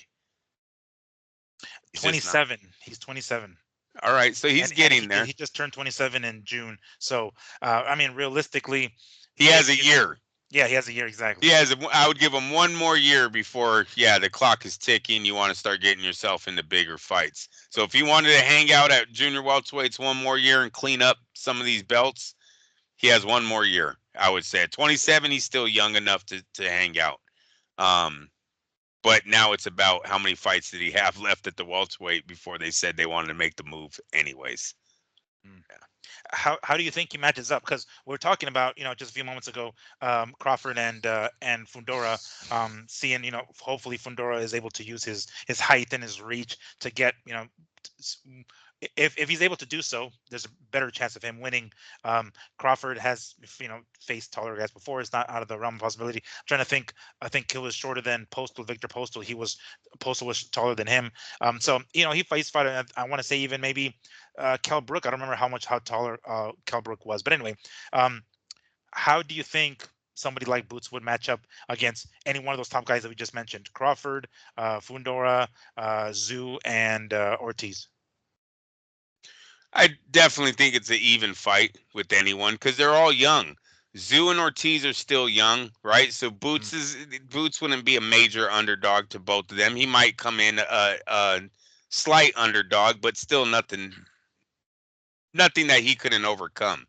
As far as like where he is skill wise, he's another guy that's unproven. I don't know what he's gonna do under the big lights. He had a kind of stumbled in his last fight, if I'm not mistaken, right? The last one wasn't a great. Right. I mean, he ended up winning, and I don't remember if he stopped the guy. I have to look it up because I forgot. But he got hit. He got hit a lot. Yeah, Yeah. yeah, that's what I remember from that fight. That we were like, hey, we need to put the brakes on him and being the dark horse to Terence Crawford or Crawford's running from this guy. So no, but his time has come. Right, it's time to give him a fight, and if he can't get one at the welterweight right now, currently there's not a big fight at him for the welterweight division. None of the belts, in my opinion, are a big fight for him, and he has one of them. He's already a champ, right? He's an For sure. IBF or something. IBF Yeah, champ. Yep. At so 147. Yep.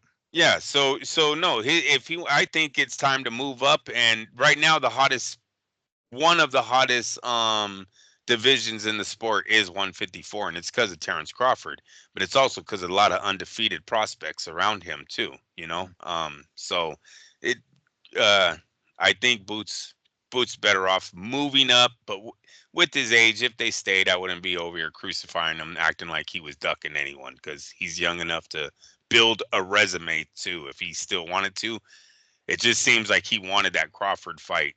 So He I did. couldn't, Oh, he totally did. Yeah. yeah, I couldn't see him getting up for a lesser opponent at this time if he can go up there and chase that guy.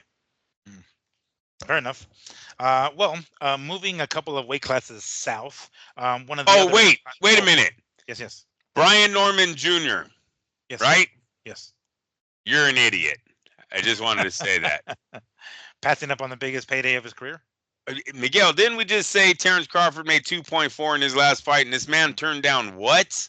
1.7. Last I read. 1.7, bro. Or what are you guys doing? Are you someone's either lying to me or you guys are fucking your team needs to be dismantled and rebuilt because that was the worst advice that I've ever seen given to a fighter. You're literally making 700 grand if I'm not, or is it 500 grand less than the number one Mm. top three fighters in the world, and you're like, where's Floyd's money? It's Yeah, fucking. I don't know if I read what the reasoning was, but I think I'm not sure, and this is just maybe me trying to connect the dots, but it seemed as though him and his team think, well, it's not like Boots has faced anybody big either for me to be taking lesser money, and I'm a title holder and I have a belt as well, WBO. I think maybe they just thought, no, it'd be more 50-50. Let's do 50-50. Boots has been the name for a while at 147, so we can see why he's as close to the A side as possible in that. And that's just my guess again, because I'm what going else off can of you the play? Terence Crawford mark though. When you're Yeah, getting, and it's 1.7, I want to do this right. Terrence made 2.4, right? He, something like that. Yeah, it was he over 2 million. turned, yeah, 2.4. He turned down 1.7, so it's 700 grand that this guy is away from the top three in the world. I don't even know what Inoue makes. I don't know what Javante. They tell us what they make, but they've never given us any proof on what Javante makes. Bro, you're getting top three pound for pound money. Top three pound for pound money. You're in the ballpark. You're playing the game. You're on the fucking roster. Win this fight, and you're probably making Terence Crawford money in your next one. I don't know why. I don't know why you're making Terence Crawford. I feel sorry for Crawford. I got to keep saying this, but you are. That's what reality is. If those numbers are real, and they have to be, because California State Athletic Commission released them, he made 2.4 million. They offered you 1.7. You're an asshole. That's what I would tell you if I was your advisor. This is that Floyd Mayweather. I don't work for slave money. You're dumb, Floyd. You know what I mean? Like, come Mhm. on, wake up, dude. Look at what people are making around you. They offered you $1 million basically. You're going to be Mhm. a millionaire. Overnight, overnight, yeah, and skipped out on it. Talk about I don't know. paid house cash. Done. Don't Yeah. have to worry about a house anymore, dude. That's what they were offering you. You're Hmm. like, nope, I got bigger thing. Man, come on, Brian Norman Jr. Don't even sound like a fighter's name. Brian Norman Jr. don't sound like a fighter's name. And in this corner, Brian Norman Jr. Hmm. I'm just, Understandable. I mean, no, I yeah. mean, yeah, it's the biggest payday of his fucking career. It's the most he's ever made, and it's a unification bout. He has just as much of a chance of winning as Boots does, and he passes And up on a Floyd swallowed, and the champ swallowed his pride for 2.4. mm, That's the yeah. champ, bro. Come on. I hope that don't come back to bite him in his ass, Brian Norman Jr. I'm gonna be very interested in your future. Say it may very well come back and bite him in the ass. So we're gonna keep a little bit of track on. Let's remember this show for future reference. Like, oh yeah, that one show where we find out that he turned down a fuck ton of money. Turn Yeah, down at least a house, cash, Miguel. sure, He'd never have to worry sure. about where he lived again. Hmm. And from what And a I nice. see, yeah, a nice house, man. Man, it seems like every other state but my state, you get nice houses. Jesus, I always watch that. If you win a lotto, Mhm. the house remodel or whatever. You ever seen that one? No. Yeah, there's one on my cable. If you win the lotto, they're always buying what house they buy after the lotto. There's that one. There's freaking will you buy, will you sell? Yeah, dude, you had it all. You had it all on the fingertip. All you had to do was sign, and it was yours. Yeah, I wonder. I mean, again, I don't know what his thought pattern there was, his train of thought as to why he would duck, or no, don't say duck, but pretty much what it is, pass on a money like that, on an amount of money like that. Who else is going to give him that kind of payday, I know, bro. 1.7 million for or Brian Norman more if that's what they were Jr. thinking, or more if that's what they were thinking? I don't know, I but wonder what the pot did they does what was the pot six? Because you're saying they wanted 50 million. I'm saying I'm stuttering on 6 million because I hella know it's not. You guys, I'm going off of Terrence's fucking mark. There's no way Boots is making more than Terrence. You guys, I don't see it. We're in the sport's ass backwards if that's the case right now. That Terrence is that fucked in this sport where rookies are making more than him. Guys with one title are making more than guys that have conquered 4 divisions. Nah, could it I don't be? believe I it. mean, okay, so here's the thing, and to go back on that, because we're using Crawford's reported purse as sort of the foundation, The mark, yeah, the mark. exactly. Is there? I mean, clearly he made money elsewhere, obviously. Could that be where the compensation is, and not I hope. necessarily the purse? Because I mean, realistically, it is. How much? So we don't know If because I the only was part reported. Terence, Yeah. I think I would have said, "Hey, can someone say that I actually made 15 million?"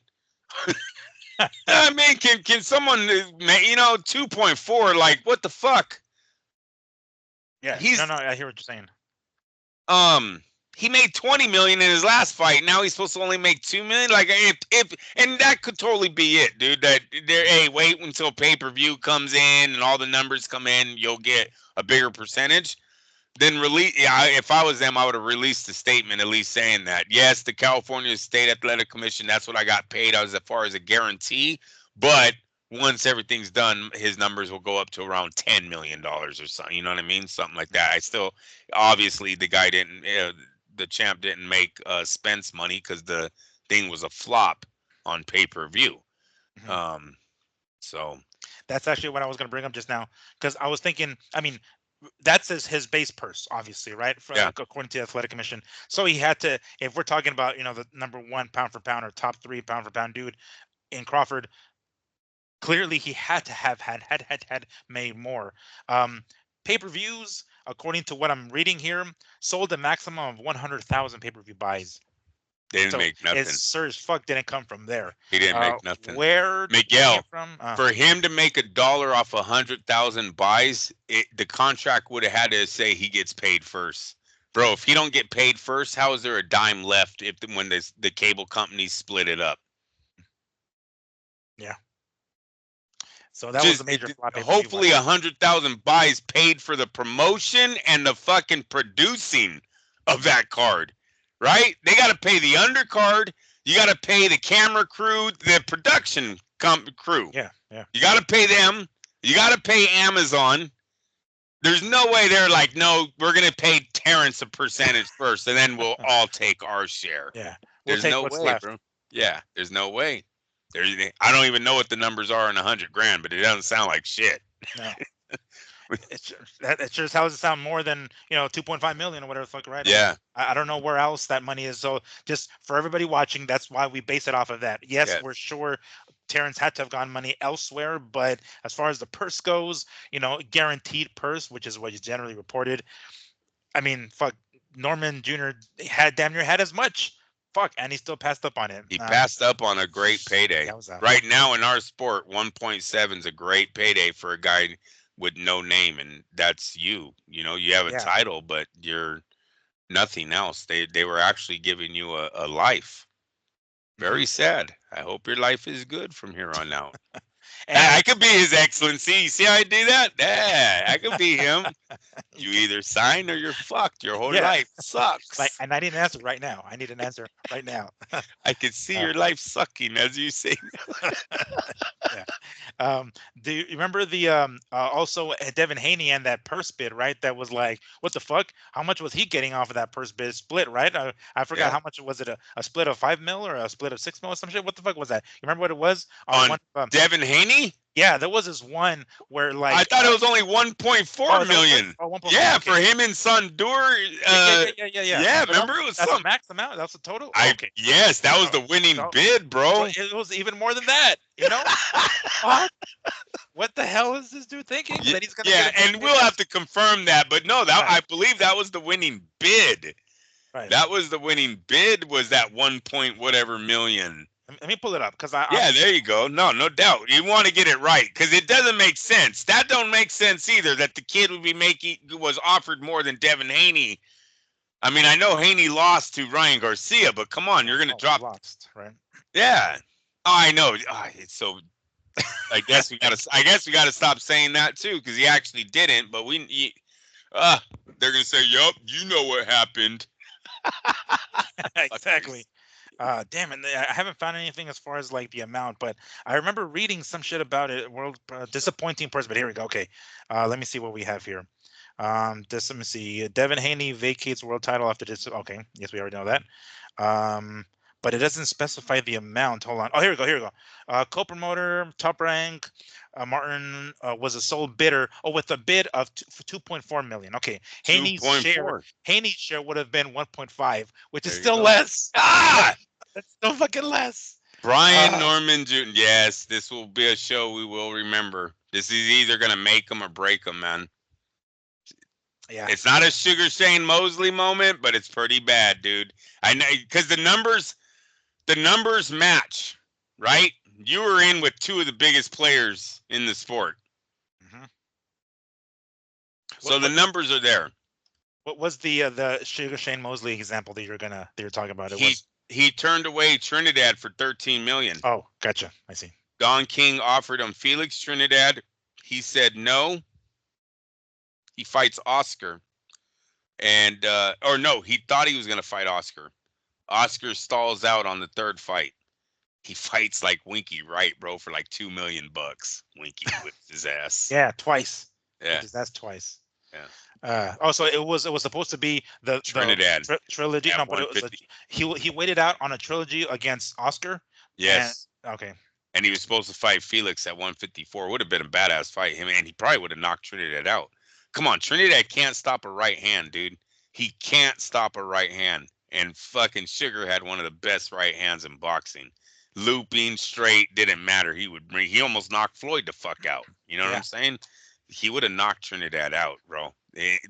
Mosley should have been one of the greatest. He really should have. With the resume that he was building, I know Balco kind of threw him off, but if he would have gotten that Trinidad knockout instead of 2 defeats to fucking some, I don't want to call him a nobody because Winky Wright was legit, but I mean at that he time, wasn't. Yeah, at that point we didn't know. I mean, we did know, the insiders knew, of course, because of his experience internationally. That was his nickname for a while, the International Man of Misery. They'd call him because he would whoop ass everywhere else. And then that controversial loss to Vargas.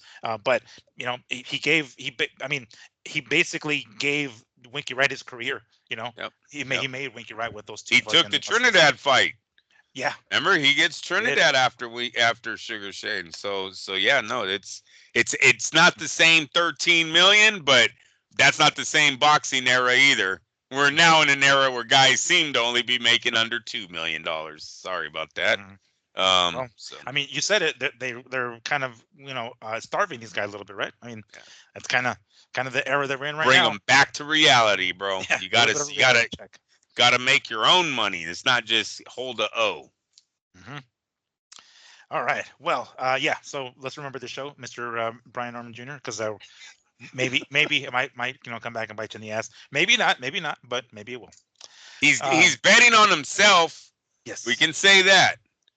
He's definitely betting on himself. He thinks he's gonna make more out there. So we'll see. Maybe I should follow him. I don't even think I follow Brian Norman Jr. Let's do that. Let's give him. Yeah. Yep. I gotta see if he's selling tickets. So a couple of weight classes below that, I was gonna hop in earlier, but some relatively new news. This is what I've heard. Now, keep in mind this is a little bit off this, slightly different from what this topic here is, but Eddie Hearn has said that he initially. Oh, by the way, he did mention this about Shakur. He said a 2-fight deal with Shakur. Shakur Matchroom, Eddie Hearn, 2-fight deal. First fight being this fight with Cordina shortly, or whenever on the undercard, right? October 12th under Better Biev and Bivol, and the second fight against potentially Zepeda. That's what Eddie Hearn himself said. First fight Cordina, second fight Zepeda. In the meantime, Zepeda is going to be busy. From what we read recently, Mexico's lightweight contender William Zepeda will face former lightweight champion Australia's George Kambosos Jr. in Saudi Arabia on November 16th. I'm liking. Number one, I like the match. Number one, primarily because we're talking about Kambosos being a former champion. For somebody to, that's kind of usually the formula, the road that they travel. When you're gonna get a title shot, sometimes you have to go through a next champion to do it, and this is perfect. I'm loving what Zepeda is doing. It's almost as if he's like deliberately fighting when Shakur is fighting. So when the time comes around for them two to meet, it's perfect timing. Shakur fights in October. A month later, it's, according to this here, Zepeda and Kambosos Jr. Okay, not only is he staying busy, but he's facing a pretty tough guy in Kambosos Jr., former undisputed champion, right? Unified champ, former lineal champion at lightweight. I'm down with this fight. I'm down. I don't know. I mean, this is Saudi Arabia is going to go over there. This is obviously something to do with His Excellency, right? Riyadh season, whatever the fuck. Um, I don't know if he wants to get involved with that, but hey, you know what? If this is what's going to bring him Shakur, because it looks like that's the direction also that Eddie Hearn was thinking for Shakur. First fight against Cordina, second fight against Zepeda. All right, so he's keeping busy himself while Cordina. Yeah, while Shakur fights Cordina, uh, Cepeda fights Kambosos, and then next time around, boom, they combine. Um, I'm down with this fight. What do you think about that? It actually that seems exactly what they're doing there. Look, they had told us a while ago that this fight with Cepeda and Shakur is already done. Hmm. This could just be a build up for that. This is Kambosos, while he's a great opponent for Cepeda, he will be an underdog. He's lost a lot of the fights that he's been in since his upset win versus Lopez. So uh I love the fight, but it is a build up fight for Shakur, and I think you hit it right on the head. That's why they're back to back. The next announcement will probably be them two facing off early. What would it be? Early next year, most likely. Um, so that's a great. I mean, that's just a great um, two fights for not only Cepeda but us boxing fans. I mean, if he really takes on Kambosos and then Shakur, that's a great start to his career at lightweights. Look for him to then be the name. I mean, Gervonta's just getting passed up. I know Gervonta has that Amazon deal. That's all great, but these other guys are fighting each other now. Hmm. Cepeda will pass him. I know BoxRec won't probably recognize it, Mister Number Two in the world after defeating Frank Martin, Yeah. but the boxing world will definitely have Cepeda high on the ranking. Or matter of fact, whoever wins that fight, if Cepeda and Shakur meet on pay-per-view next year, the winner of that fight is by far the man at 135. It would be Yeah. 135 130, lightweight. 135 pounds. Gervonta would then have to face the winner of that fight, or he's ducking. He's a duck. It would. Wait, you're talking about. Hold on. Cepeda beats Cambosos. Shakur beats Cordina, and then is that what Yeah, you're talking about? them. Okay. Yeah, Okay. the Gotcha. winner of Gotcha. them, Okay. because I have them two winning. No, no, yeah. I have them Sorry, two Sam. winning. Sorry, Sam, our homie. But I don't think Cambosos got. It's a Mexican boxer. I'm gonna go. Yes. Yeah. Sorry. So But I have them two winning, and definitely would be the face of that division. They would be the kingpin of that division, and it would be Tank now having to step up and face them, or be labeled or a duck, not. man. Yeah, because Or I be mean, just really, labeled a fucking exactly. duck. Continue with what he's doing right now, and basically just being the guy looking in through the window. There's no way that could be their game plan, though. There's too much going on. As long as we have that man over there pouring in money to the sport and putting these fights on, and these fights are getting laid out how me and you are describing them tonight, I don't think there's any way that Canelo turns away from. But that's why I said it was great timing what Eddie Hearn was doing there with. Oh yeah, we're taking that mandatory, because he can't say no. Can't say no twice, or you're like really hurting your career at the end here about facing some of these guys that the public wanted to see. And I think if Pacheco knocks out Munguia, the Mexican public is going to want to see Pacheco. They're going to want to see Pacheco, Benavides, Canelo. Both of those fights will be on the table. You can't say no to both of them. Mhm. And then the same goes for this Gervonta. You let these two guys play these next two fights out, and the winner is going to be bigger than you marketing wise. Yeah, and I was just gonna say that because like you mentioned, he kind of can't say no, but he has already said no, right, to His Yeah. Excellency. Um, I mean, realistically, what would be the fucking game plan? What would be the end goal? If Yeah, not, no, bro, like I think yes. That's when Amazon sits him back down and needs to start asking yeah, like, what's our game plan sit down here? here and we're gonna talk to you. Yeah. You said you want 30 million a fight. Yeah. Those are the guys that That's are why, going to Frank Martin's, no fucking, and I've told you this before. The guy who Frank Martin fought before, Michelle Rivera, I think his last name, the guy that looks like Ali.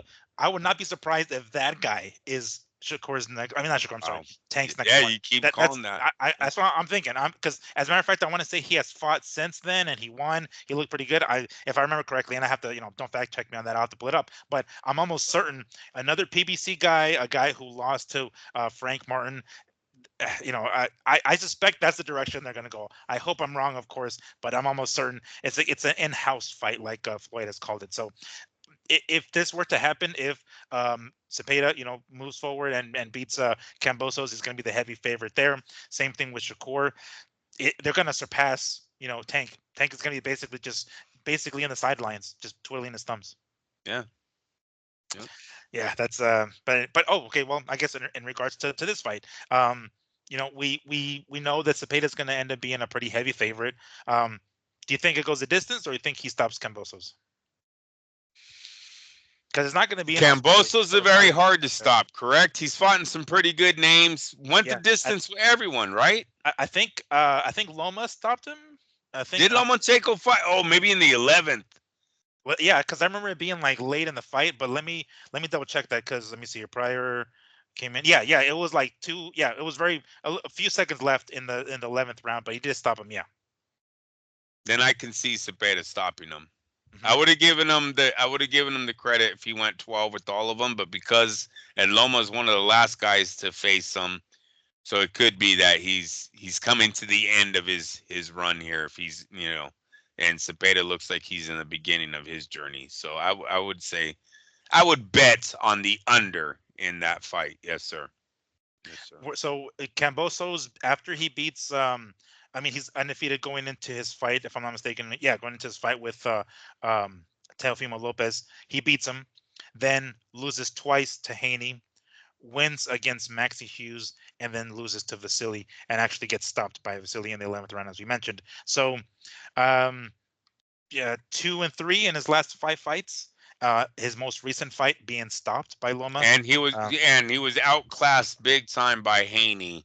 mm, Gets stopped by Loma, so he's on the down. That's what I mean by this could be he's on the downside now. And honest with you, a loss either way by decision or knockout, I think that's it for Kambosos. I don't. It would be pathetic of Gervonta went and tried to fight Kambosos after. we wouldn't put it past him. I would. That's why I brought it up right now. You know what I mean? But I just want to also put on record that would be pathetic if we use Kambosos' name again after what was his 5th loss out of the last 6 or something like that.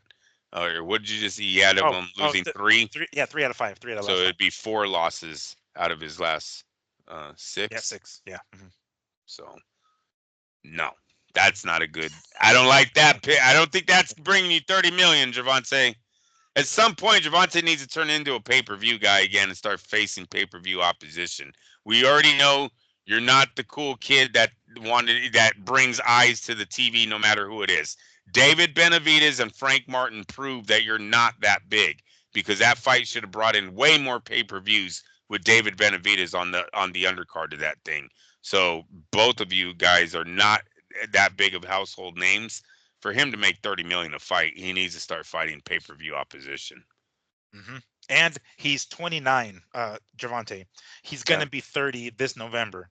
So time's a ticking. If you Clock want is to, ticking. yeah, Yep. if you want to go in that direction, you're already 30. You're basically striking the big 3-0. When is it? Because realistically, the only time he fought a pay-per-view caliber fight was against Garcia, right? And then it did 1.4 pay-per-view, 1.4 million pay-per-view buys. That's really the only time that ever was like a hit. Every other time has been pretty much a flop. I don't know if this is the direction it's going to go with Michelle Rivera, as I mentioned, or even the loser of this fight with again, sorry Sam, most likely Kambosos. Yeah, it's not going to look good. I still don't know what the fuck his end game is. What is his just we have Loma. Mm, We have Loma still out there. Yeah, Loma wanted to take a break. Then he's coming back next year. We'll see where he wants to go. Davis obviously had doubted it worked in Davis's favor that Loma wanted to take a break. He's already old as shit. I have no idea. It has to be Loma got something fixed. They had a shoulder injury. They had an elbow, a hand. There was something that he said, before I take on one of the hardest fighters that I've ever faced, let's go ahead and sew everything up. 100% or 90%. We'll go into training camp, come back and try this one more time.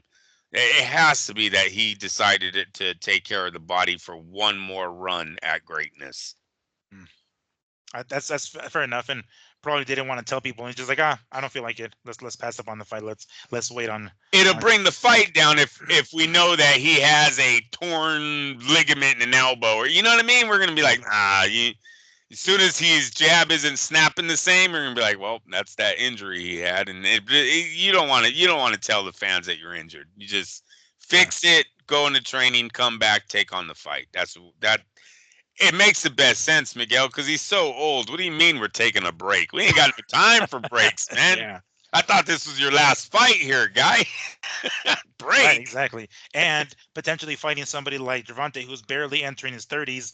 Time isn't on your side. The last thing you want to do is wait more time to face this dude who's going to, continue to get into his man strength in his 30s. And, maybe he thinks Gervonta can't stick at 135 long enough. Maybe he thinks like Gervonta's going to want to move up sooner or later, so he might be able to take advantage of that. Because, Lomachenko was a relatively small guy, even when he was fighting at 135. He's been at 135 for a hot minute already. And it just seems as though he was moving to 126, 130, 135 pretty fast. So maybe he has an easier time staying at 135 and thinks maybe Gervonta will outgrow it.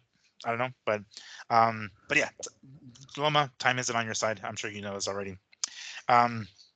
But in regards to more fights, to kind of sort of wrap our show up here, we have fights Tuesday. I know we don't generally have fights on Tuesdays, but who tends to fight on fucking Tuesdays?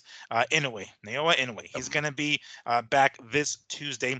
Of course, as always, fighting in Japan, taking on TJ Doheny. It's going to be. He's the monster. He's the monster too, right? Yes, he's just the monster. People, right. They don't call him the Mexican monster or the Japanese monster. We just call him the monster. All right. So that's gonna take place on Tuesday. So if you guys happen to want to check out ESPN Plus hella fucking early, feel like waking up even earlier than you normally do on Tuesday. That's not a good promoting. By all means, talking about TJ Doheny, who's got several losses on his record already. This hopefully is Inoue's last fight at 122. Maybe he's going to move up to 126 real soon, which we talked about a few times already. There's potential to actually happening then. So hopefully this is his last fight at 122, and he decides to move to 126, and maybe even comes to America for that.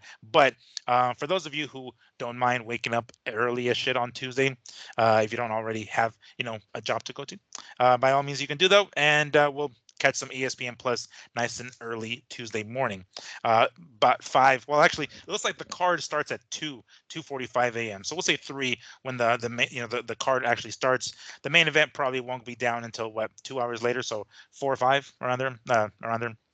But anyway, hey, there's boxing for you, because there's not really much this weekend. Once again, frankly, there ain't jack shit until Canelo on the 15th or 14th. But hey, we got Inoue, one of the top pound for pound dudes, on Tuesday morning. Go ahead. It's sad, Miguel, when the biggest news for our show was from Clapback Thursday. Is that where our media is today? Well, I mean, if there's no fights, it's worse than getting a breaking news from Shay Shay. What's that show with Shannon? The Shay Shay show. It's so. I don't like the name of that show, but whatever. Shay Shay. Now we got Oscar dropping bombs on the Clapback. Yeah, that's one of my buddies. Martin, he's the one, he usually sends me those, because I don't follow Oscar on social media, but he sends me these all the time, and I saw he sent me this Clapback one, and I'm like, this guy. You remember how back in the day going after these athletes' personal lives was like a thing? Jordan's gambling, dating lives, Magic Johnson, just reporters would dig for stories. How is it Oscar only has the story of Floyd's lawsuit in Miami? $1 million lawsuit. Dude, the thing sounded criminal. Fuck a lawsuit. Sound like you need to call the feds. Yeah, it's a civil theft and Racketeering. The yeah, fuck? That's like mafia stuff. What are we doing? What's going on over yeah, here? false enrichment. What the or whatever the fuck it is like. What does that mean? Fraud? God damn! What the hell? Okay. So yeah. How is it he has that story and not Kevin Iole, not Dan Rayfield, not Steve Kim? Not where are the reporters that dig any? Do we not have this? Are we only searching for news on the fucking social media? I know that's what that we do a lot at Mad Yeah, Boxing. but we're not journalists. We're not. We're not No, out. we don't Yeah, I get don't paid. get credentialed. We're not exactly. Not yet, at least. We'll see. We'll see how that I goes. might. Yeah, you know what? I might. We might have to show up to L.A. For the if Pacheco Munguia gets made, dude. Oh yeah, Maybe I, show I'm up to I'm LA for thinking that. about I'm thinking about maybe December here in Arizona with fucking Valdez and what's his name rematch and Vaquero rematch. I'm debating that one, yo. Just toss Let's that shit out start there. sending them in, bro. Fuck it. Let's Yep. see. And then we'll ask the hard questions. Then we'll ask the hard questions. We'll dig. We'll dig. At least get some, get at least like I said, how many fights you have left at 147, boot. Mm. It's like on a real serious, what's your future look like, kind of deal. Don't need the whole game plan, but and they'll say, oh man, I think I can do 3 more. Then that's it. We got 3 more. Then that's what we'll run with. You know what I mean? Don't need to know who. We just need to know, are you starving or are you fucking good? Yeah. So All right. Well, thank you guys, for allowing us to stretch these fucking news stories out as much as we can. Because as we said, there ain't jack shit going on, as and Oscar said, neither. Yeah, yeah. Very slow news week this week, guys. like, oh my that's god, good. he That's did the good. clap. He did the clap. But yeah, even Oscar's clap back was pretty lame this particular week. But we got in a way on Tuesday, so we'll something to look forward to. Where you can watch the replay if you want to sleep in. No boxing this fucking weekend. I'm sure we'll see what news comes up. Of course, until I'm gonna try to see what footage I can get for the 15th or the 14th with the grand arrivals of Berlanga and Canelo, and see what other footage I can get wherever they let me in with my camera. So we'll see what I can find. Keep Two your weeks eyes. away, huh? Yeah, 2 weeks We're away. 2 weeks away. All right. All Stay right. stay posted on our YouTube channel. Make sure to like, follow, subscribe, share, all that good shit, so you can see what footage I end up coming up with. Because last time I got the grand arrivals for Munguia and Canelo, that shit got like Yeah, bro. 1,000 something I think views. So by all means, people, check out our videos. We'll see what other stuff I can come up with. But as always, thank you for letting us ramble for as long as we do in the sport of boxing and about the sport of boxing. And by all means, let us know your opinions because we like to hear it. Thank you once more for joining us. We'll see you guys next week. We'll see what news comes up next week. And enjoy the rest of your week, y'all. Peace.